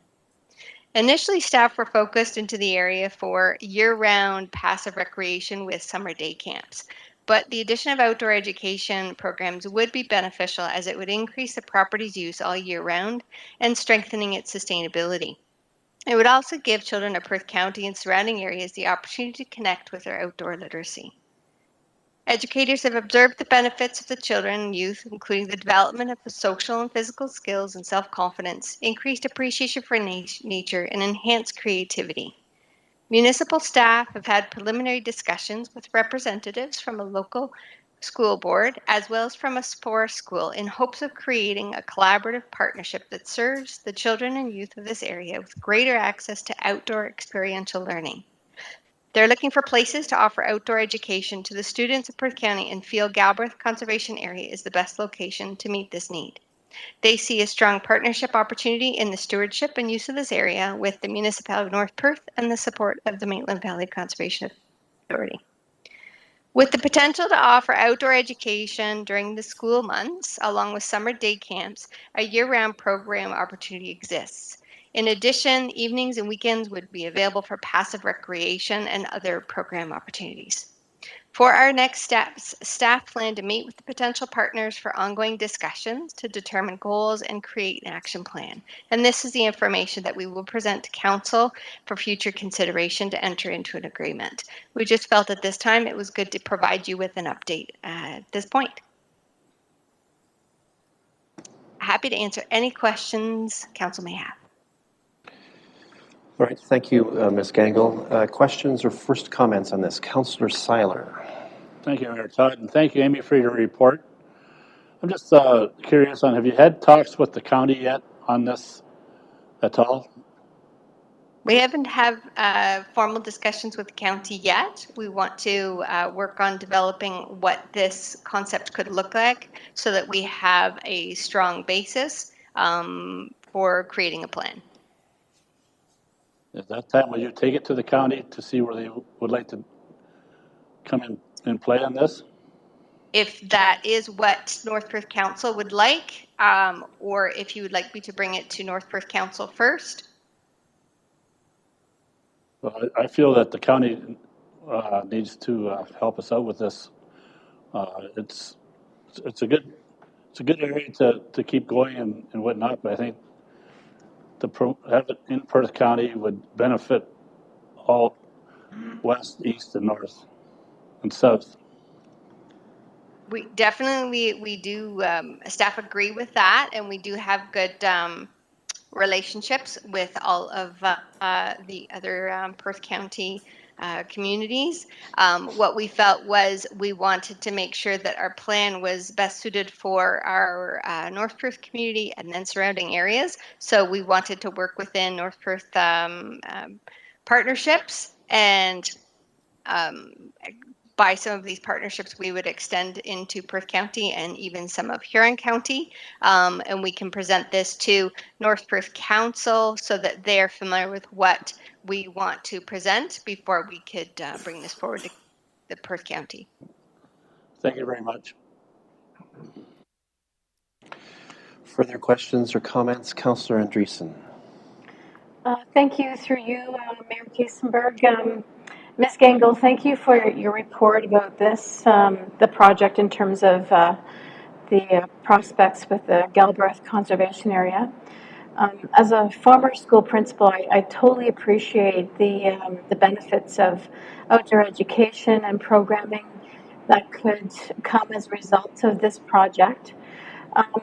However, as a councillor, I'm kind of wondering about the scope of this project in comparison to some other needs that we have in the community and needs that are going to be coming at the forefront. And, I also am a little worried about public perception around that. So, for instance, we are going to be forecasting some needs around our pool. We have a park at our former arena that we're wanting to develop. And we're always looking at upgrading our trails and just even maintaining our services and staffing with our own facilities with our arenas. And then I just see the prospect of developing another facility for North Perth, even if it was in partnership with the county. I just feel I'm feeling uneasy about it. And I just want to share that with you. I guess there's a concern about, how much staff time are we investing in this without really knowing what the absolute investment will be. And I totally appreciate the fact that it's a good idea to kind of have a vision for it and then look at, what the costs will be. But I just have concerns about what do we need to do here locally versus adopting another facility which isn't even in our own jurisdiction at this time. So I just want to share those misgivings with you at this time. Thank you. Thanks, Councillor Andreessen. Any other comments or questions at this point? Councillor Rothwell. Thank you, Mayor Todd, and thank you, Amy, for the report. I was glad to see that there is, you have had some preliminary discussions with local school board regarding the, as well as the forest school, in hopes of creating a collaborative partnership. I know that in some other jurisdictions on the education side, it's the school boards that actually own the outdoor education center, and then it's used collaboratively on that basis with local municipalities with the recreation programs. I'm wondering in those discussions, further to Councillor Andreessen's comments, if the school boards, plural, both the Agawam Maitland as well as the Huron-Perth Catholic District School Board could be approached, as well as the private forest school, as mentioned in the report. It could be perhaps the lead on this, and to look at that. Then if they're the lead, then if we can address some of the concerns both staff-wise and monetarily, we could spread that burden both on the school board side as well as the local municipality side. Thank you. Thank you, Councillor Rothwell. Anyone else with questions or first comments? Okay, we have a resolution that I'm going to ask the clerk to update in the documentation for the sake of completeness. So I think the resolution is as follows: that the Council of the Municipality of North Perth receives the report entitled Galbraith Conservation Area Update for information. That way we name the report and we're specific about what it is that we're approving or receiving in this case. Councillor Richardson will serve as our mover. Thank you. A seconder is Councillor Johnston. Discussion or debate? I'm not seeing any, but I want to make a comment here too, actually. I kind of share Councillor Andreessen's concerns about this one. I think that there are a number of priorities on our horizon that are going to get quite costly quite quickly. And you know, my concern is that the ask could become substantial. I don't know what it is. I remember hearing some numbers bandied about, I think, when we first started talking about this in 2019. No doubt those numbers have changed and in the upwards direction. And so I do express a little bit of concern about potential costs that could come our way, especially given that we have a fairly rich program platform already. And I also think that, you know, I find myself torn with attention around needs for local tweens. So this is an age group that I've thought about a little bit lately, and I'm not sure that a camp that's over at the edge of North Perth, actually in Perth East, is the right solution to address that age group, let alone a few others. So I'm sort of with Councillor Andreessen in terms of my misgivings. I appreciated the interesting input from Councillor Rothwell. I'm not sure school boards are any better resourced than we are at this point, to be blunt. But at least I think I'm expressing my reservations about the action moving forward. That doesn't change the resolution. Right now the resolution reads as it is, which is we're receiving an update for information. But I think that I too would gently suggest that staff in pursuing this look at the costs quickly and bring us more information so that we don't put a lot of staff time against something that probably wouldn't fly. Right? If it's not going to fly, we should know soonest, and so I think it's important to consider that. Any other comments or questions? All right, let's have the vote on this resolution about information here.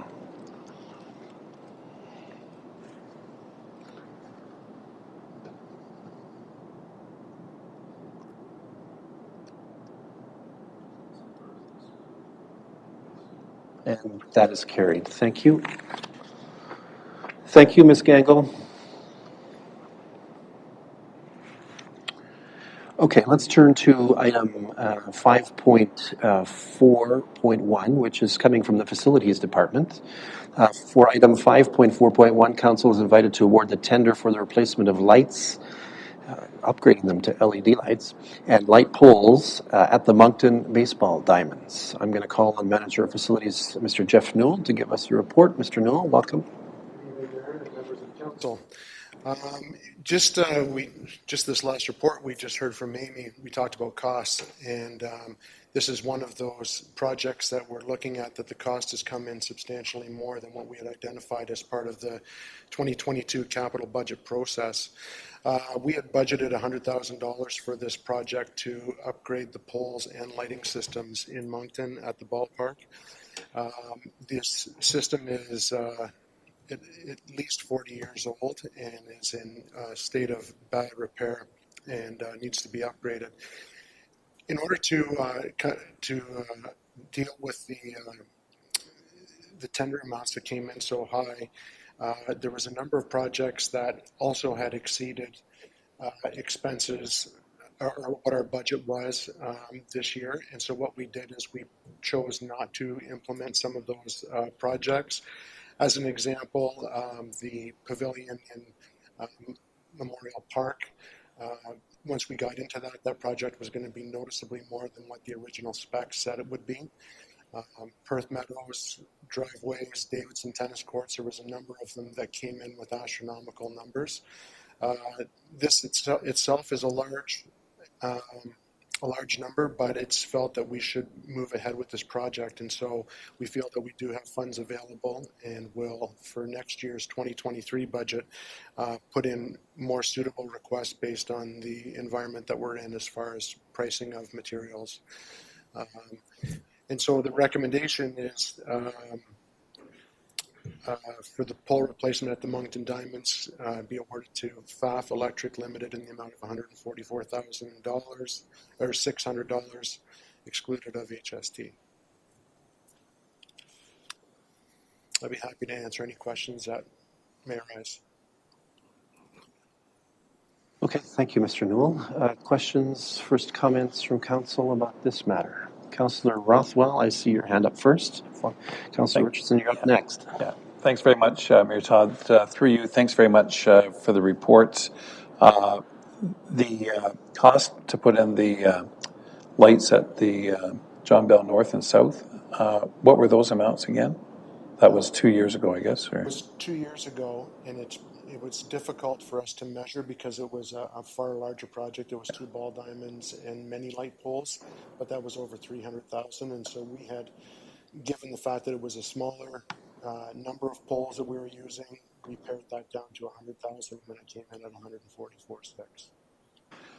Thank you. I appreciate that, and certainly the additional work on the electrical and so on. I understand that. I just wanted to know sort of a ballpark perspective. So I thought those were the numbers, but we're in the same ballpark, so to speak, but it's different, as you say, in terms of the details. But I appreciate that. Thank you. Thank you. I'm not sure what to do about poor puns. I don't know. I don't know. Integrity Commissioner or something. I don't know. All right. Councillor Richardson, you were next. Thank you. Thanks for the report, Jeff. It's always disappointing when you get cost overruns, but we're going to see that on every capital project that's coming forward, possibly for the next foreseeable future. It's unfortunate, but I'm okay with this going ahead as proposed.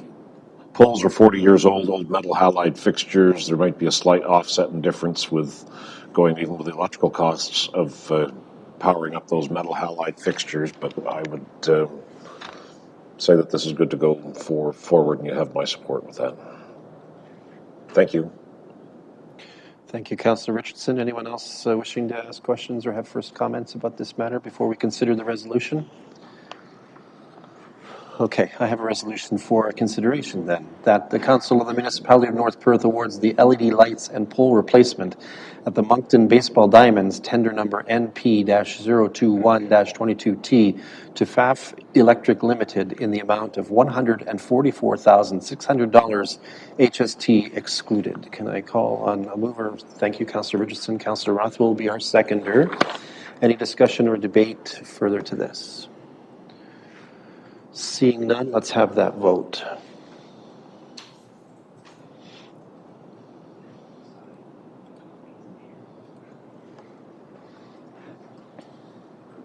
And that is carried. Thank you. Thank you very much, Mr. Newell. Okay, let's move to item 5.5, reports from our Manager of Environmental Services. We have no report from that department this evening, but they are always on guard and on duty. Let's turn next then to item 5.6, reports from our Manager of Operations. Item 5.6.1 invites Council to amend the capital budget upwards as a result of information gained from a tendering process related to the award of the tender for the first phase of development of the Northeast Master Planning Area, and to award a contract for the work to Moorfield Excavating per the recommendation of the engineer. This one is an indication of the cost pressures in construction, that's for sure. Mr. Couch, our Manager of Operations, will address this one. Welcome, Mr. Couch. Thank you, Mayor Kiesenberg, members of council. Yeah, just going to echo cost overruns or higher bid prices on projects here in this motion, as well as with the facilities manager's report. The Northeast Master Plan, or Northeast Developing Lands now, as we try and build them. The first phase is what's in front of us tonight. If we look at the key map, it just outlines there's a large rectangle. It's a stormwater pond. There's a small square at the corner of David and Davidson. That's a sanitary pump station. The rest of the lines represent putting in servicing, mainly water, sanitary, and storm, and modernizing the different streets or developing the different streets to connect this area. It's the first phase of what will be 3 or 4 phases in the Northeast Master Plan. The overall project was brought forward through an EA process, as I've outlined in the report, as well as in a pro forma report that was brought through the CAO on the viability of the project over time. But specifically on phase 1, as has been discussed, prices came in significantly higher, around that 35% higher. It's a much larger project. Final numbers at $8 million, 7,995 for the overall project. We're expecting work to actually start in October or November, and we're going to have a sit down with the contractor if they're awarded here in the next couple of weeks and bring contracts back to council for the work. So it's been heavily planned actually over 2 to 3 years under the EA, and then the design process, and then working with landowners and other blocks of land as we try to develop the space. The tender award is recommended for Moorfield Contracting. It's a company that the engineer and actually the municipality are very familiar with. They've done a lot of infrastructure work in town already over the years, and they've done a lot of work with the engineering firm GM Blue Plan. The engineer's recommendation is attached, outlining some of the key factors as to why prices are higher right now and probably not going to change much in the next year to 2 years. So this being strategic and time sensitive, the recommendation is in front of council tonight to award phase 1 of the Northeast Developing Lands at the given amount to Moorfield. I can answer questions. I can expand on the report as much as needed to explain it for council here as well. Thank you, Mr. Couch. Councillors, questions or first comments? Councillor Roswell. Thanks, Mayor Todd. Through you, my understanding is that this is work that is going to be recouped through the development charges. So these escalation in costs are going to be carried forward onto the developers in the area. Is that true? Yeah, that is true. Through you, Mr. Mayor, there's both DC charges as well as the sale of lands that were factored in to the revenues that we'll see as the project develops. This first phase won't see the revenues because we're servicing existing lands and developed lands. The next phase, which is the more farmland, will see significant revenues both in the sales and then DC charges that are related. We'll get some out of this phase, but it's the phase 1 and 2 in combination that we'll see a net profit again. We would bring the next phase to council with actual prices and known revenues at that time, and the market might have changed and we'll have a better idea. But that is the plan, and yes, we'll receive those funds. Thank you very much. I think CAO Snell may want to weigh in on this. You're microphone 14, right? Yeah, go ahead. So if council recall from the May 1st March 1st pro forma, there was a number of funds to be received through development charges for the residential development that may occur in this area. At that time, it was listed at $3.7 million. That was based on the best engineers' estimates we had at that time. I did talk with the Director of Finance today, and we can update the development charges bylaw now that we have known information, and we will hopefully be moving forward with that process so we can recover more of the costs. Okay. Other questions or first comments on this one? Councillor Andreessen? Thank you, through you, Mayor Kasenberg. I mean, that's quite a jump from the original cost that we had hoped and anticipated to pay for. But I have misgivings because if we delay this, there could be delay in the work getting done because contractors are so busy. And the worry is that costs could go up even more, right? So, yeah, it's a hard decision to make for sure.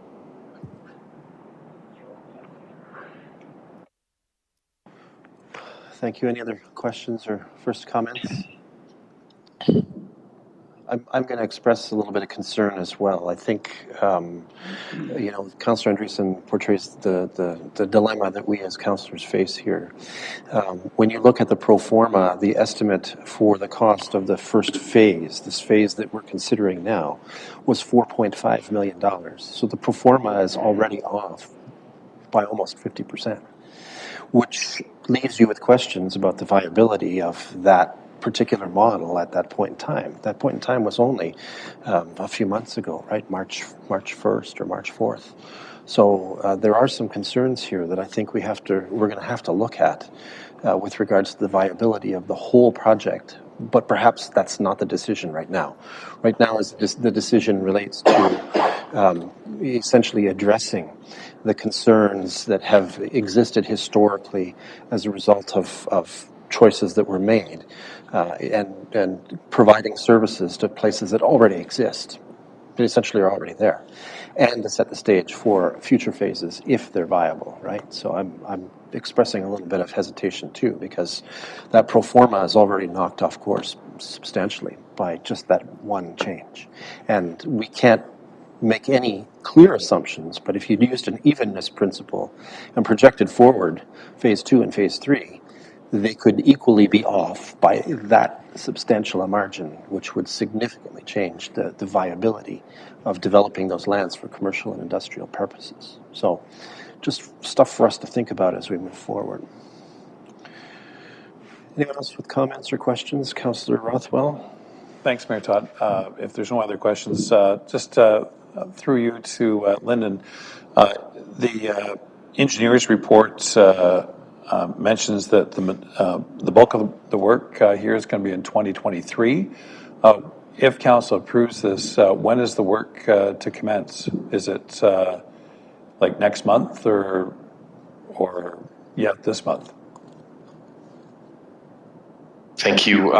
The work could start as early as October, November, and that's correct. The bulk of these funds are going to be spent next year in 2023. Tried to get some sort of estimate, even though we haven't met with the potential contractor.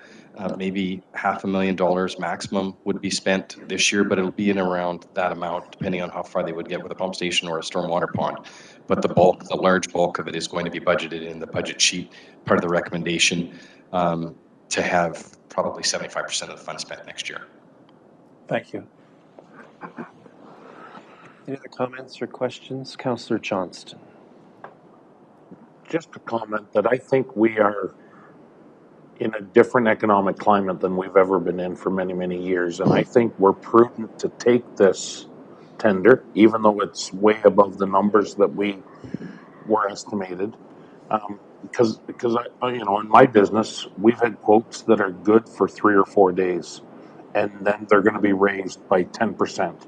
Or you order a piece of equipment, and it's good for 10 days, and then it's up 10 or 20 or 30%. So I'm afraid if we don't take this and you re-tender it, in 6 months, we're going to be blown away with what that number is at that point. So I think we better get used to this kind of tendering, and I think we're going to see it at every department. And unfortunately, it's going to make next year's budget difficult, to say the least, I think. So I'm in favor of doing this. Thank you, Councillor Johnston. I didn't want my comments to say that I wasn't in favor of moving ahead, because I appreciate fully the argument you've made. It's just, ouch. And the pro forma is going to have to be revisited. I really do believe that, from a big ouch strategic perspective, right? Anyone else with comments or questions? Councillor Richardson.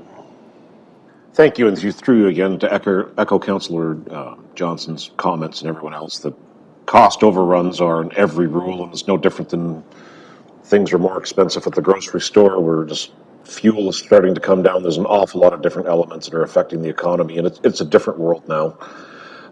But I think that this project is incredibly important going forward to get the Northeast developed, because we're in significant need of that for the industrial development going forward. So I shouldn't say begrudgingly, that's not the case, but yeah, it's a difficult pill to swallow, but the prices are going to go up. They could be considerably different in 6 months, and there's a lot of work that's gone into this, so I think we need to move forward. Okay, I think we've heard enough first comments at this point to consider the resolution. We can add any further discussion or debate there. As follows, that the Council of the Municipality of North Perth amends the capital budget project for NEDL Walton and Davidson Pump Station to total $550,000 for 2022 and $8,245,506.50 in 2023. And further, that the Council of the Municipality of North Perth awards the tender for the Northeast Master Planning Area Phase 1 Development, NP-012-22T, as per the recommendation from GM Blue Plant Engineering Limited to Moorfield Excavating, in the amount of $7,995,915, HST excluded. Can I call for a mover? Deputy Mayor Kellum, thank you, and Councillor Richardson is our seconder. Further discussion or debate? Questions? Seeing none, let's have that vote.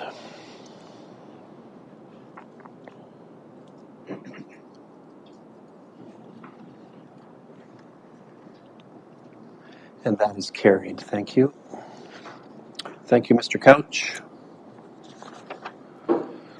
That allows us to move to item 5.7, reports from the Development and Protective Services Department. For item 5.7.1, the consultant planner from the County of Perth brings forward an application for consent to sever in the Wallace ward pertaining to lands that we've already heard about at the last meeting. This proposed severance removes a parcel currently zoned agricultural to create a new lot for agricultural, commercial, industrial use. We are asked to make a recommendation to the County of Perth Land Division Committee. The consultant planner on this file is Gillian Smith. Is Ms. Smith with us, Clerk Klein? Wonderful. Ms. Smith, welcome. Hi, good evening. Can everybody hear me? We are hearing you. Excellent. I'm just going to share my screen.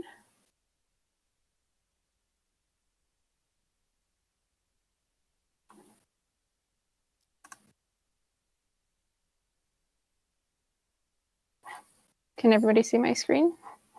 We are seeing your screen. Excellent.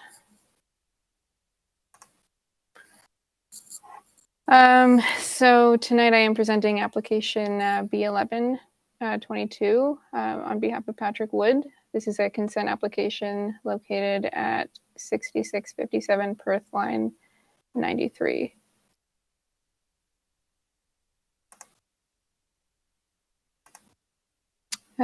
So the owner of the subject property has applied for a consent to sever the existing farm property and create a new lot that would be rezoned for agricultural, commercial, and industrial use.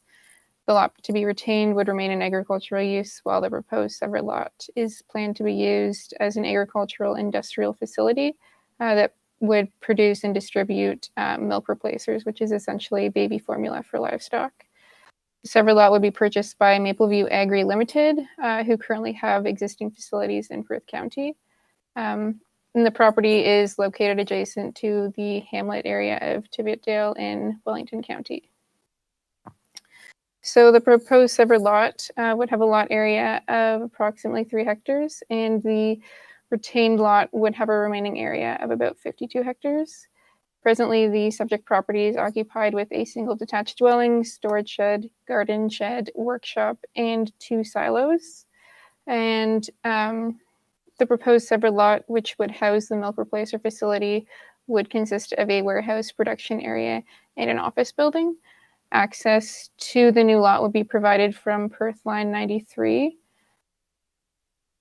And the location of the severed parcel is already located adjacent to an existing hamlet area that consists of industrial, residential, and commercial land uses. So the provincial policy identifies the property as rural areas, and this is considered to be a prime agricultural area as per the PPS. So permitted uses would include agricultural-related uses, which are farm-related commercial and industrial uses that provide products to farm operations. And the proposed use of the separate lot would be consistent with this policy. The county official plan designates the property as agriculture. Permitted uses are predominantly farm uses of all types, which include farm-related uses. And the official plan policies require an amendment to the zoning bylaw for any new farm-related commercial and industrial uses. The zoning bylaw zones the property as agriculture. However, in accordance with the official plan, a zoning bylaw amendment will be required for the severed lot to change the zoning from agriculture to agricultural, commercial, industrial, and this will permit the use of the property for the milk replacer use. And so the retained lot would remain zoned as agricultural, and the zoning bylaw amendment would be a condition of approval of the consent. So as per our last meeting, we had received 2 public comments from neighboring residents who were concerned about the scale and the type of facility that is being proposed. But the Mapleview Agri Inc., they hosted the residents at their existing facility to give them a tour and show them what they can expect. And so those residents had since withdrawn their comments and their objection. So planning staff, in light of this, are recommending approval of this application on the basis that it represents good planning and is aligned with the planning framework for the lands. Thank you. That will conclude my presentation. All right, thank you, Ms. Smith. Councillors, questions or first comments? We do have available to us the various representatives of the applicant should we have questions. So they've kindly attended this evening. But any questions or first comments on this? Councillor Andreessen. Thank you. Through you, Mayor Kiesenberg. I just want to say how pleased I am to see additional agricultural companies settle in North Perth and make their home and create more business and jobs and services to our agricultural community. I think it's great. Thank you. Thanks, Councillor Andreessen. Anyone further with questions, comments? Councillor Johnston. My question is about recommendation number 5 that talks about at the end of it about the holding provision requiring an archaeology study. Is that standard that the archaeology study, it's land that's been cropped, for many, many years as farmland? I just looking for clarification on the archaeology study, please.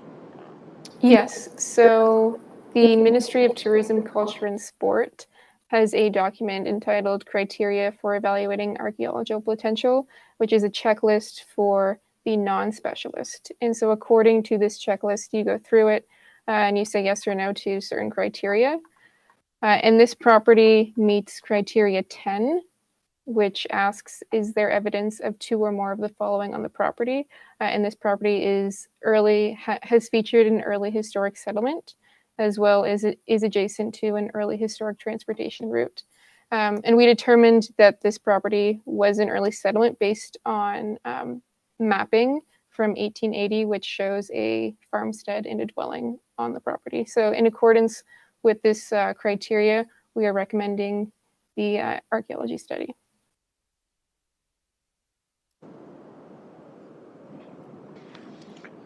Any other questions or comments?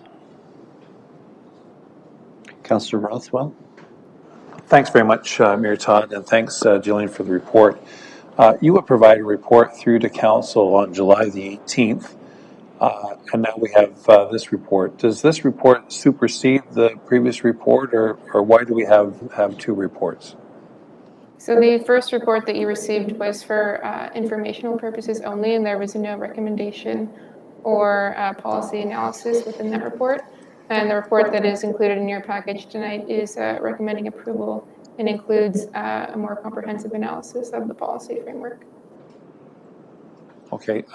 Personally, I'd like to see a streamlined approach to this so that for council's benefit as well as the applicant, we have one meeting instead of two. But I'm in support of the recommendation and share Councillor Johnson's concern with respect to the archaeology study.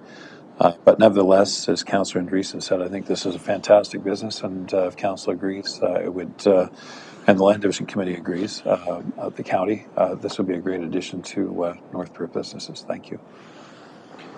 Thanks, Councillor Rothwell. I think some of the thinking that has gone on at the county is that on some things that are new or different, there's an opportunity for input first, and then a second opportunity that bring back reports that clarify any questions or inputs that come from council.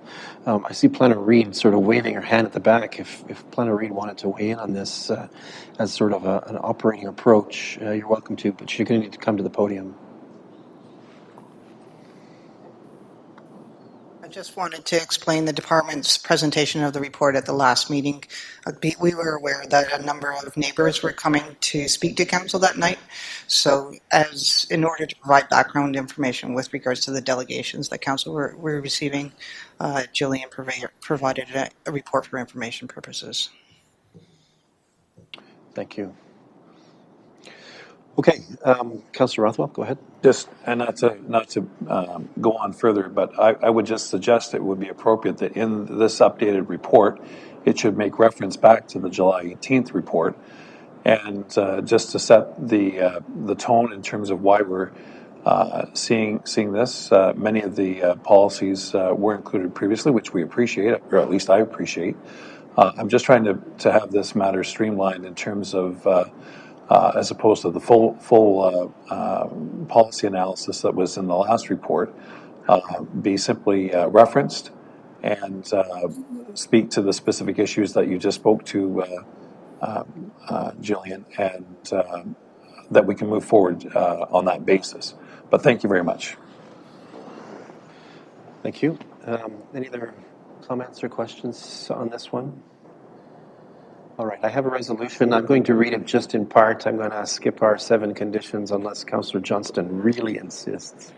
But as follows, that the Council of the Municipality of North Perth receives a report entitled Application for Consent to Sever number B11-2022 by Cuesta Planning Consultants Inc. CPC affecting lands described as Part Lot 1 and 2, Concession 13 Wallace Ward, Municipality 6657, line 93, North Perth, dated July 18th, 2022, prepared by the consulting planner on behalf of the County of Perth for information.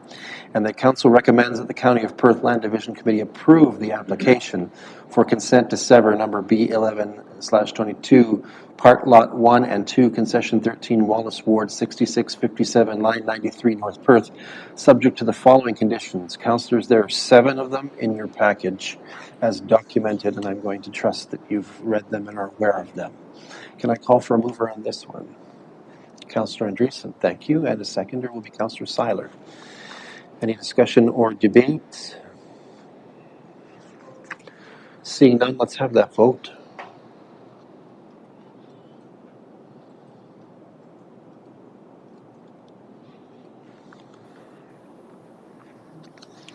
And that is carried unanimously. Next up, then, we have item, is this the same item? No, next item. All right, thank you. Gentlemen who are in attendance, thank you. And we look forward to this moving forward to the next level and things getting moving. Thank you so much. Thank you. All right. So next up is item 5.7.2. Council receives an application for consent to sever in the Elma Ward, brought forward by parties Peter and Mary Slotegroff. The existing parcel contains a farm dwelling deemed surplus to the needs of a consolidated farming operation. We are asked to make a recommendation to the County of Perth Land Division Committee or its designate. Mr. John Bice, a planner for the County of Perth, is with us tonight to speak to the application. Welcome, Planner Bice. Thank you, Mayor Kaysenberg and Council. Just share my screen really quick here.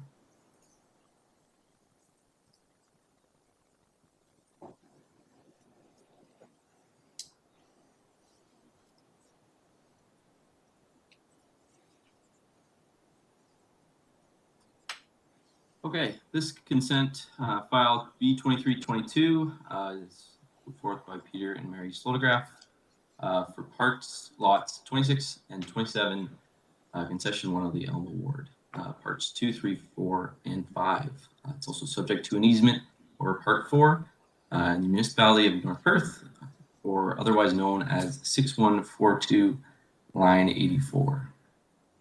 So the surplus farm is located on the red star, as you see on the slide here.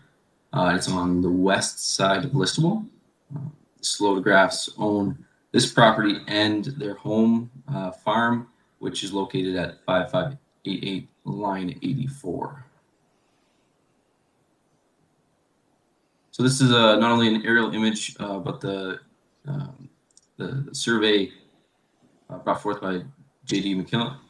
Macmillan, and what you're seeing here is the Slotegroffs have applied for the surplus farm dwelling severance. They're applying to sever 0.44, approximately 0.44 hectares, or about 1.1 acres, and they're going to retain approximately 18 hectares, or 44.5 acres approximately.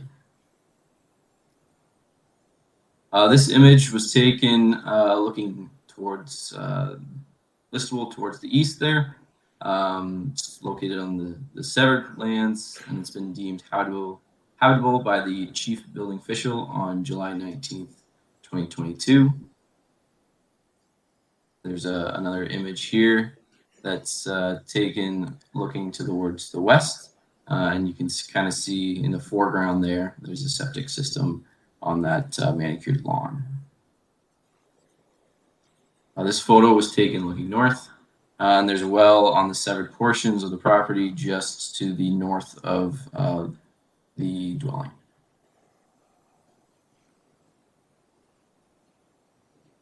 So this metal-clad storage shed or barn is proposed to remain on the severed, or the retained lands, sorry.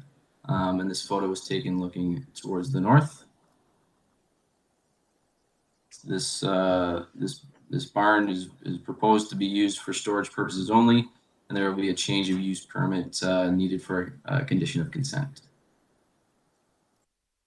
This photo was taken looking to the southwest.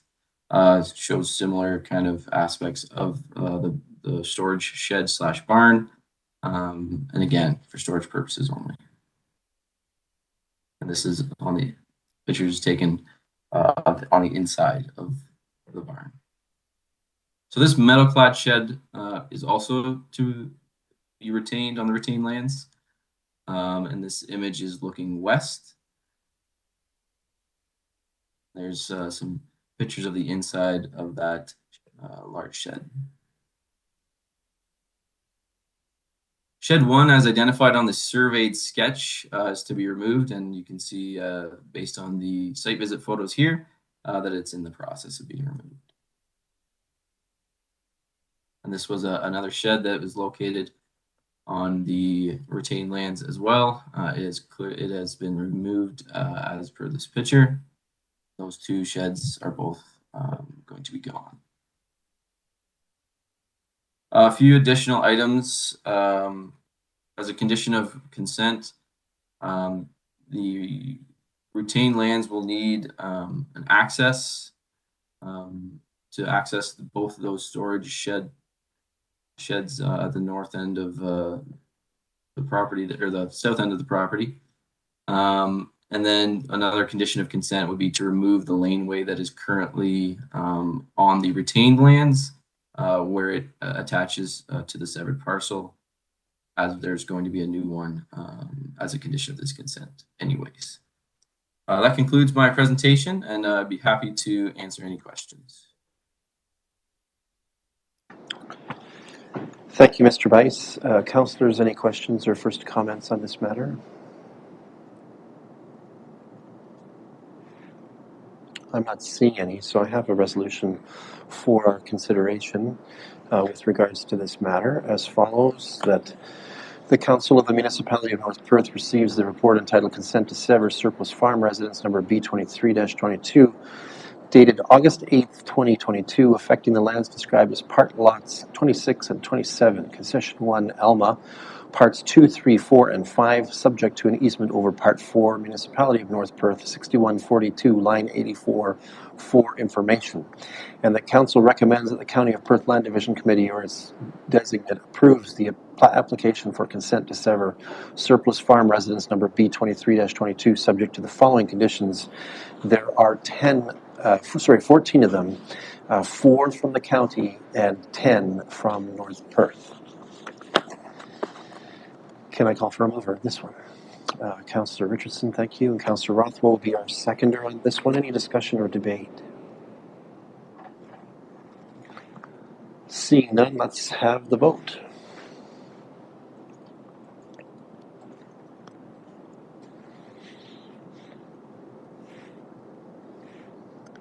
And that is carried. Thank you. All right. Thank you, Mr. Bice. A pleasure to have you with us. At this point, we could move on to item 6, but I think a 5 to 10 minute break and an ice bath might be helpful at this point. It's rather warm in here, and maybe I will yet shed the jacket. I don't know. Deputy Mayor Kellum was trying to give me good health advice in getting rid of the jacket, but anyway, let's take a 10-minute break, and we'll resume at 9:17.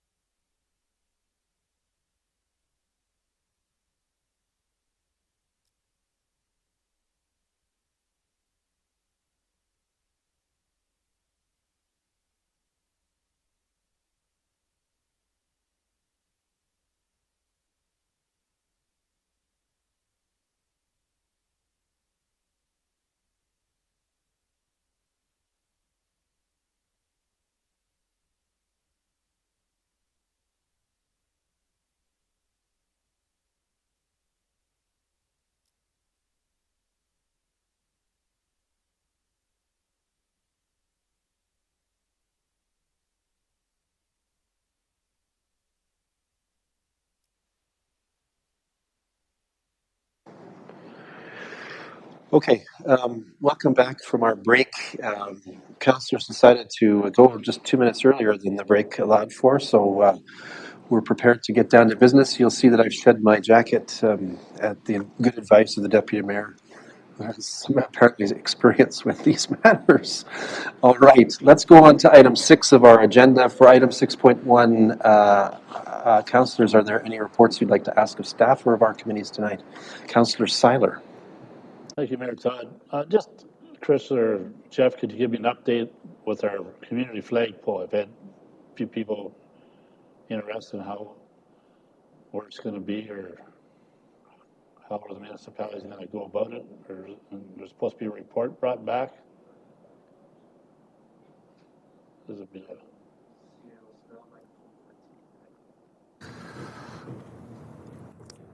Thank you, Councillor Seiler. If I recall correctly, that was going to be a 2023 budget item, but we can, if it's the request of council, we can bring it back sooner, but that was the direction I believe staff had at the time. Councillor Richardson. Thank you very much. Just wondering if it's also possible, a very quick update on the Davidson Bridge and how the construction project is going along there, because it's certainly, you don't realize when there's only 2 water crossings in town that how much of a difference on traffic on the east side that makes. So it's just to find out if we're on schedule, some dates, and there could very well be on the website, but I haven't checked, but I've been asked by a number of people, how's it going? Thank you. Thanks, Councillor Richardson. Is Mr. Couch with us still? Mr. Couch, would you like to answer Councillor Richardson's question about the progress of construction on the Davidson Street Bridge? Yes, thanks. We had a site meeting just last week about the same thing, the timeline. Right now, the November completion date is still in place. There's been some difficulty with some of the shoring works that they've experienced with the rains that we had last week. They've had that repaired and they are pumping that out. The footing's in place on one side and the abutment is being built. The other footing is to be poured hopefully by the end of this week, and that gets them completely out of the water. And then they can start finalizing the abutments, working on the deck work in September. We'll get an update in a couple of weeks and we will update the website again, but that November opening hasn't changed according to what the contractor advised us in last week's meeting. Great, thank you very much, I appreciate that. Thanks, Mr. Couch. Any other questions, reports that councillors are seeking at this point? Okay. Let's move forward then to item 7 on our agenda, correspondence. We have received no items of correspondence beyond that already shared in the consent agenda, the lengthy consent agenda for our disposition. That brings us to item 8 on our agenda, which allows council to consider and enact bylaws. As item 8.1, council is invited to delegate its authority related to the destruction of trees and woodlots to a fairly well-established and successful operation at the County of Perth. I have a bylaw resolution to enable that as follows, that bylaw number 102-2022, being a bylaw to delegate authority respecting the destruction or injuring of trees in woodlots to the County of Perth, be introduced, read, and considered by the first, second, and third time, and be finally passed, and the said bylaw be signed by the mayor and the clerk and sealed with the seal of the corporation. Can I invite a mover for this? Councillor Richardson, thank you. Seconder will be Councillor Johnston. Thank you. Any discussion or debate on this one? Councillor Rothwell. Thanks, Mayor Todd. I'm wondering if staff can tell us the reason why we need to have a new bylaw to replace the 162-2016. Is there a time frame, or is there amendments to the act? It looks like Clerk Klein may have a response to that, so let me activate her microphone. Through Mr. Mayor to Councillor Rothwell, the county had updated their bylaw in 2021, I believe, so we just had to bring our bylaw into compliance with theirs. Thanks very much. Any other questions or discussion or debate on this one?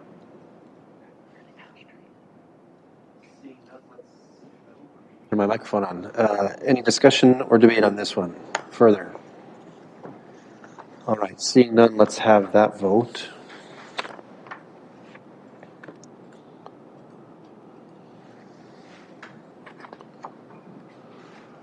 And that is carried. Next up then is item 8.2. Council is asked to endorse by bylaw the sale of the property known as the Listle Branch of the North Perth Public Library to the United Way here in Perth. Since this matter may seem a little bit confusing to the public, and it's been reported in a confusing way at times, I think it warrants a little comment from the CAO just to clarify our purpose in this action. So I'm going to call on CAO Chris Snell to offer a few comments. Thank you, Mayor. So a purchase and sale agreement does provide the sale of the property to the United Way for their exploration of the community hub and potential residential units to go along with the project. The purchase and sale does permit, if the project does not proceed, that the property will be transferred back to the municipality.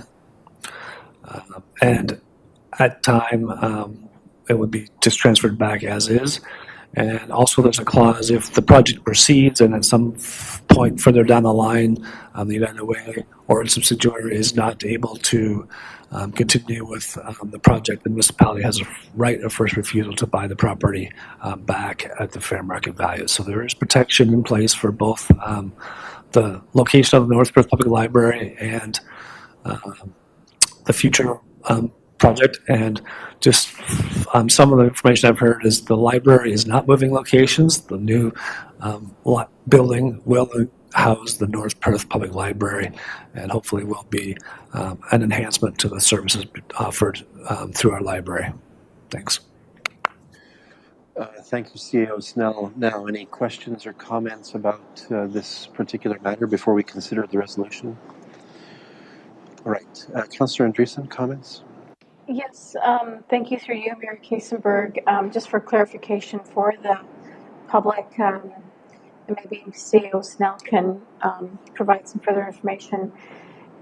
The preservation of the Carnegie Library would be part of that agreement moving forward. Thank you, Councillor Andreessen. The actual sale at this time does not include the Carnegie Library because it is actually in two separate parcels. So this really is just dealing with what we refer to as the addition. The Carnegie Library will be needed to be dealt with at a future date, but at this time does not include the Carnegie Library, and all the concepts and discussions and planning has involved the preservation of the Carnegie Library. Thank you. That's good clarification. That's great. Thanks, Councillor Andreessen. Any other questions, Councillor Seiler? Thank you, Mayor Todd. Just was there any time limit put in place for any of this? I believe the timeline is within 5 years. Okay. Next up is Councillor Rothwell. Thanks very much, Mayor Todd. And through just a suggestion, if in future when we have bylaws like this, it's itemized as item 1 in the proposed bylaw. It's just more like the survey is not attached or the pin's not attached. So I think that's the reason why there's questions here as to whether or not the whole of the library campus, if you will, as opposed to simply the addition. But I appreciate that. I presume when the bylaw is actually put together, it will include that as an attachment, so that there's no mistake in terms of what item 1 actually means. Thank you. I'm sure that will be attended to in the documentation of the minutes. Yeah, thank you. Other questions or comments? Okay, so I have a resolution as follows, that bylaw 103-2022, being a bylaw to authorize the sale of lands, be introduced, read and considered read a first, second, and third time, and be finally passed, and said bylaw be signed by the mayor and the clerk and sealed with the seal of the corporation. I call for a mover for this one. Councillor Rothwell, thank you. Seconder will be Councillor Richardson. Any further discussion or debate? Seeing none, let's have that vote.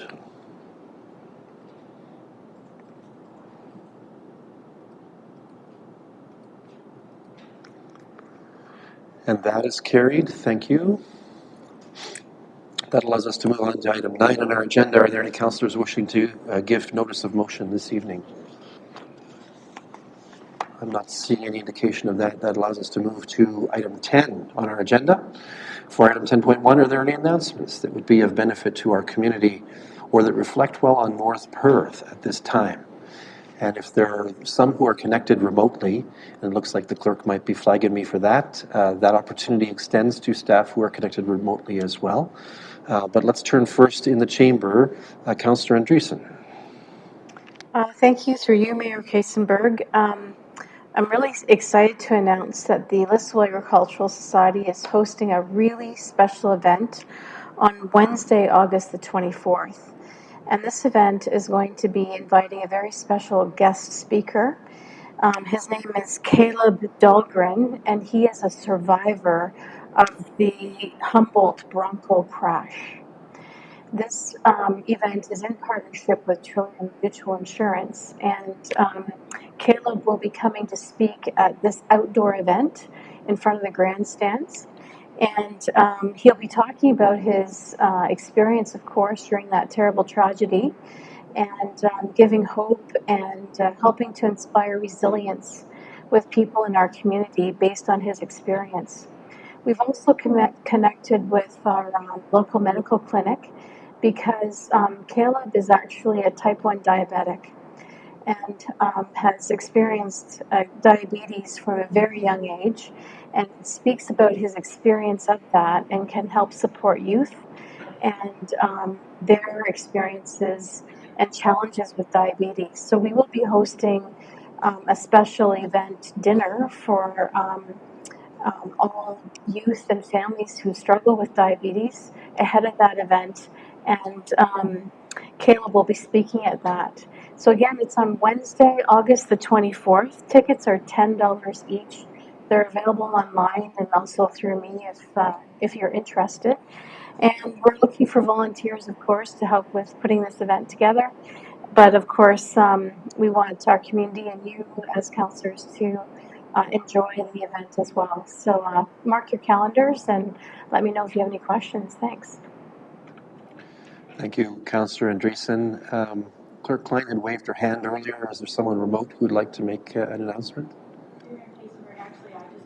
A quick announcement myself, just for anyone interested in running for the 2022 municipal election, that the nomination period does close the end of next week, so next Friday, August 19th at 2 p.m. So anyone who's interested in running for a position on council or as a school board trustee, they can pick up nomination packages here at the municipal office, or I can email it out electronically, and candidates can contact myself to set up an appointment to file their paperwork, or they can contact me with any election-related questions, and my contact information is available on our website. Thank you, Clerk Klein. Councillor Johnston. I just want to talk agriculture for a minute. We know how important it is, and I just want to give you a couple of really good news stories. So the Canadian poultry industry recently released their top 4 industry leaders under the age of 40 for Canada.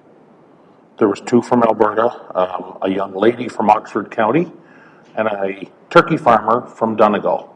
Dave Arend and his family were designated as one of the top 4 poultry leaders from across the country. But also this is a book that's released by Lactanet, which is the milk recording industry for all of the province of Ontario. And in 2021, I would just like to give you some really cool stats, Mr. Mayor, if you would indulge me for a minute. The highest producing herd of cows in Perth County was from North Perth. Congratulations to the Dolson, Steve Dolson and the McMullen family. Legacy Holsteins were also the 13th highest producing herd in the province. In third place was the 2021 highest producing herd, but they were third place they were the highest producing herd in the county in 2020. And in 2021, they were third. That's Ralph and Paulette and Alana Conabear. They were the 22nd highest producing herd in the province. In fifth place in Perth County, we maybe don't give these guys any ado, it's the guys at Mapleview were 5th. They were also 30th in the province. So North Perth had 3 out of the top 30 herds in the province, which I think is pretty cool. But it gets better. We also had the number 9 herd which was the Cleland family from Listowel. Number 10 was the Nordums from Gownstown. Number 13th was Daryl and Leanna Martin, also from Gownstown. And number 14 was the Coobs family from Palmerston. So in Perth County, 7 of the top 14 herds of dairy cows were from North Perth, which I think is pretty cool. So just wanted to blow our own horn on North Perth for a minute. Thank you. Incredible.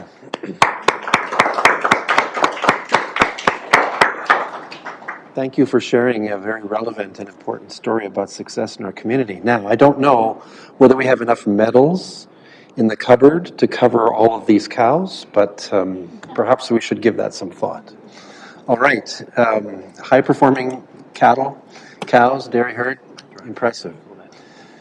All right, thank you for that. Any other announcements that we're aware of? Anyone wishing to make an announcement? The clerk is saying nobody who's still connected online is looking to make an announcement.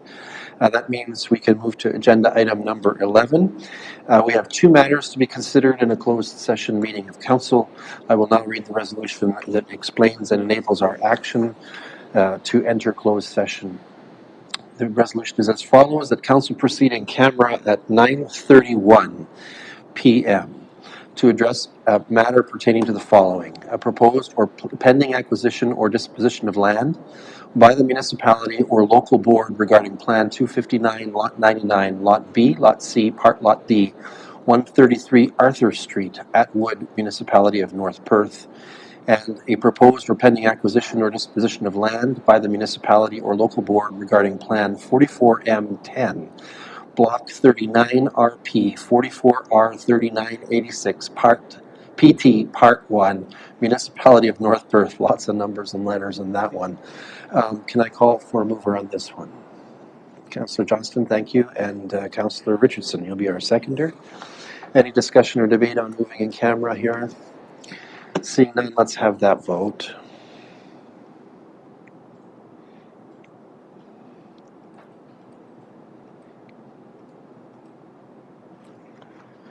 And that is carried. That means regular open council is temporarily adjourned. Staff who've been invited to remain should remain in the chamber or in the video conference. Any others who are connected to the video conference, the web conference, should disconnect at this time if you haven't been invited to remain. And we will make some adjustments to our AV technology, I think anyway, to ensure that we can have a confidential discussion. Is Simon in the building?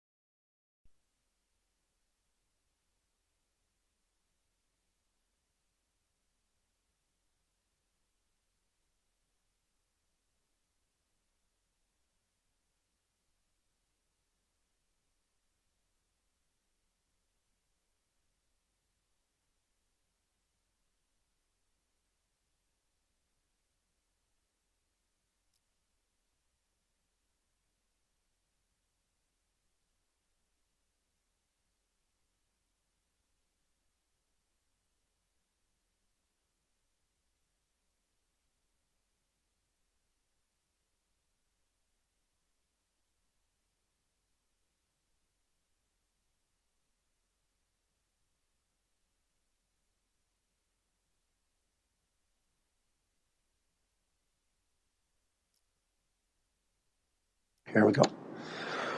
All right. We wish to advise the community that we did discuss matters identified in our enabling resolution during a closed session meeting of this council and did give staff direction pertaining to both matters, the essence of which will remain confidential at this time for the reasons stipulated in the enablement of our closed session. Council has mandated good practice acts near the end of its meeting agenda to confirm all of its actions and business of its meeting through what is called the confirmatory bylaw. I have a draft of that here for our consideration as follows: that bylaw number 104-2022 being a bylaw to confirm generally previous actions of the Council of the Municipality of North Perth be introduced, read, and considered read a first, second, and third time and be finally passed, and the said bylaw be signed by the mayor and the clerk and sealed with the seal of the corporation. Can I call for remover? Councillor Rothwell moved this. Councillor Duncan, will you be our seconder? Told. Thank you. Any discussion or debate on this matter? Let's have that vote.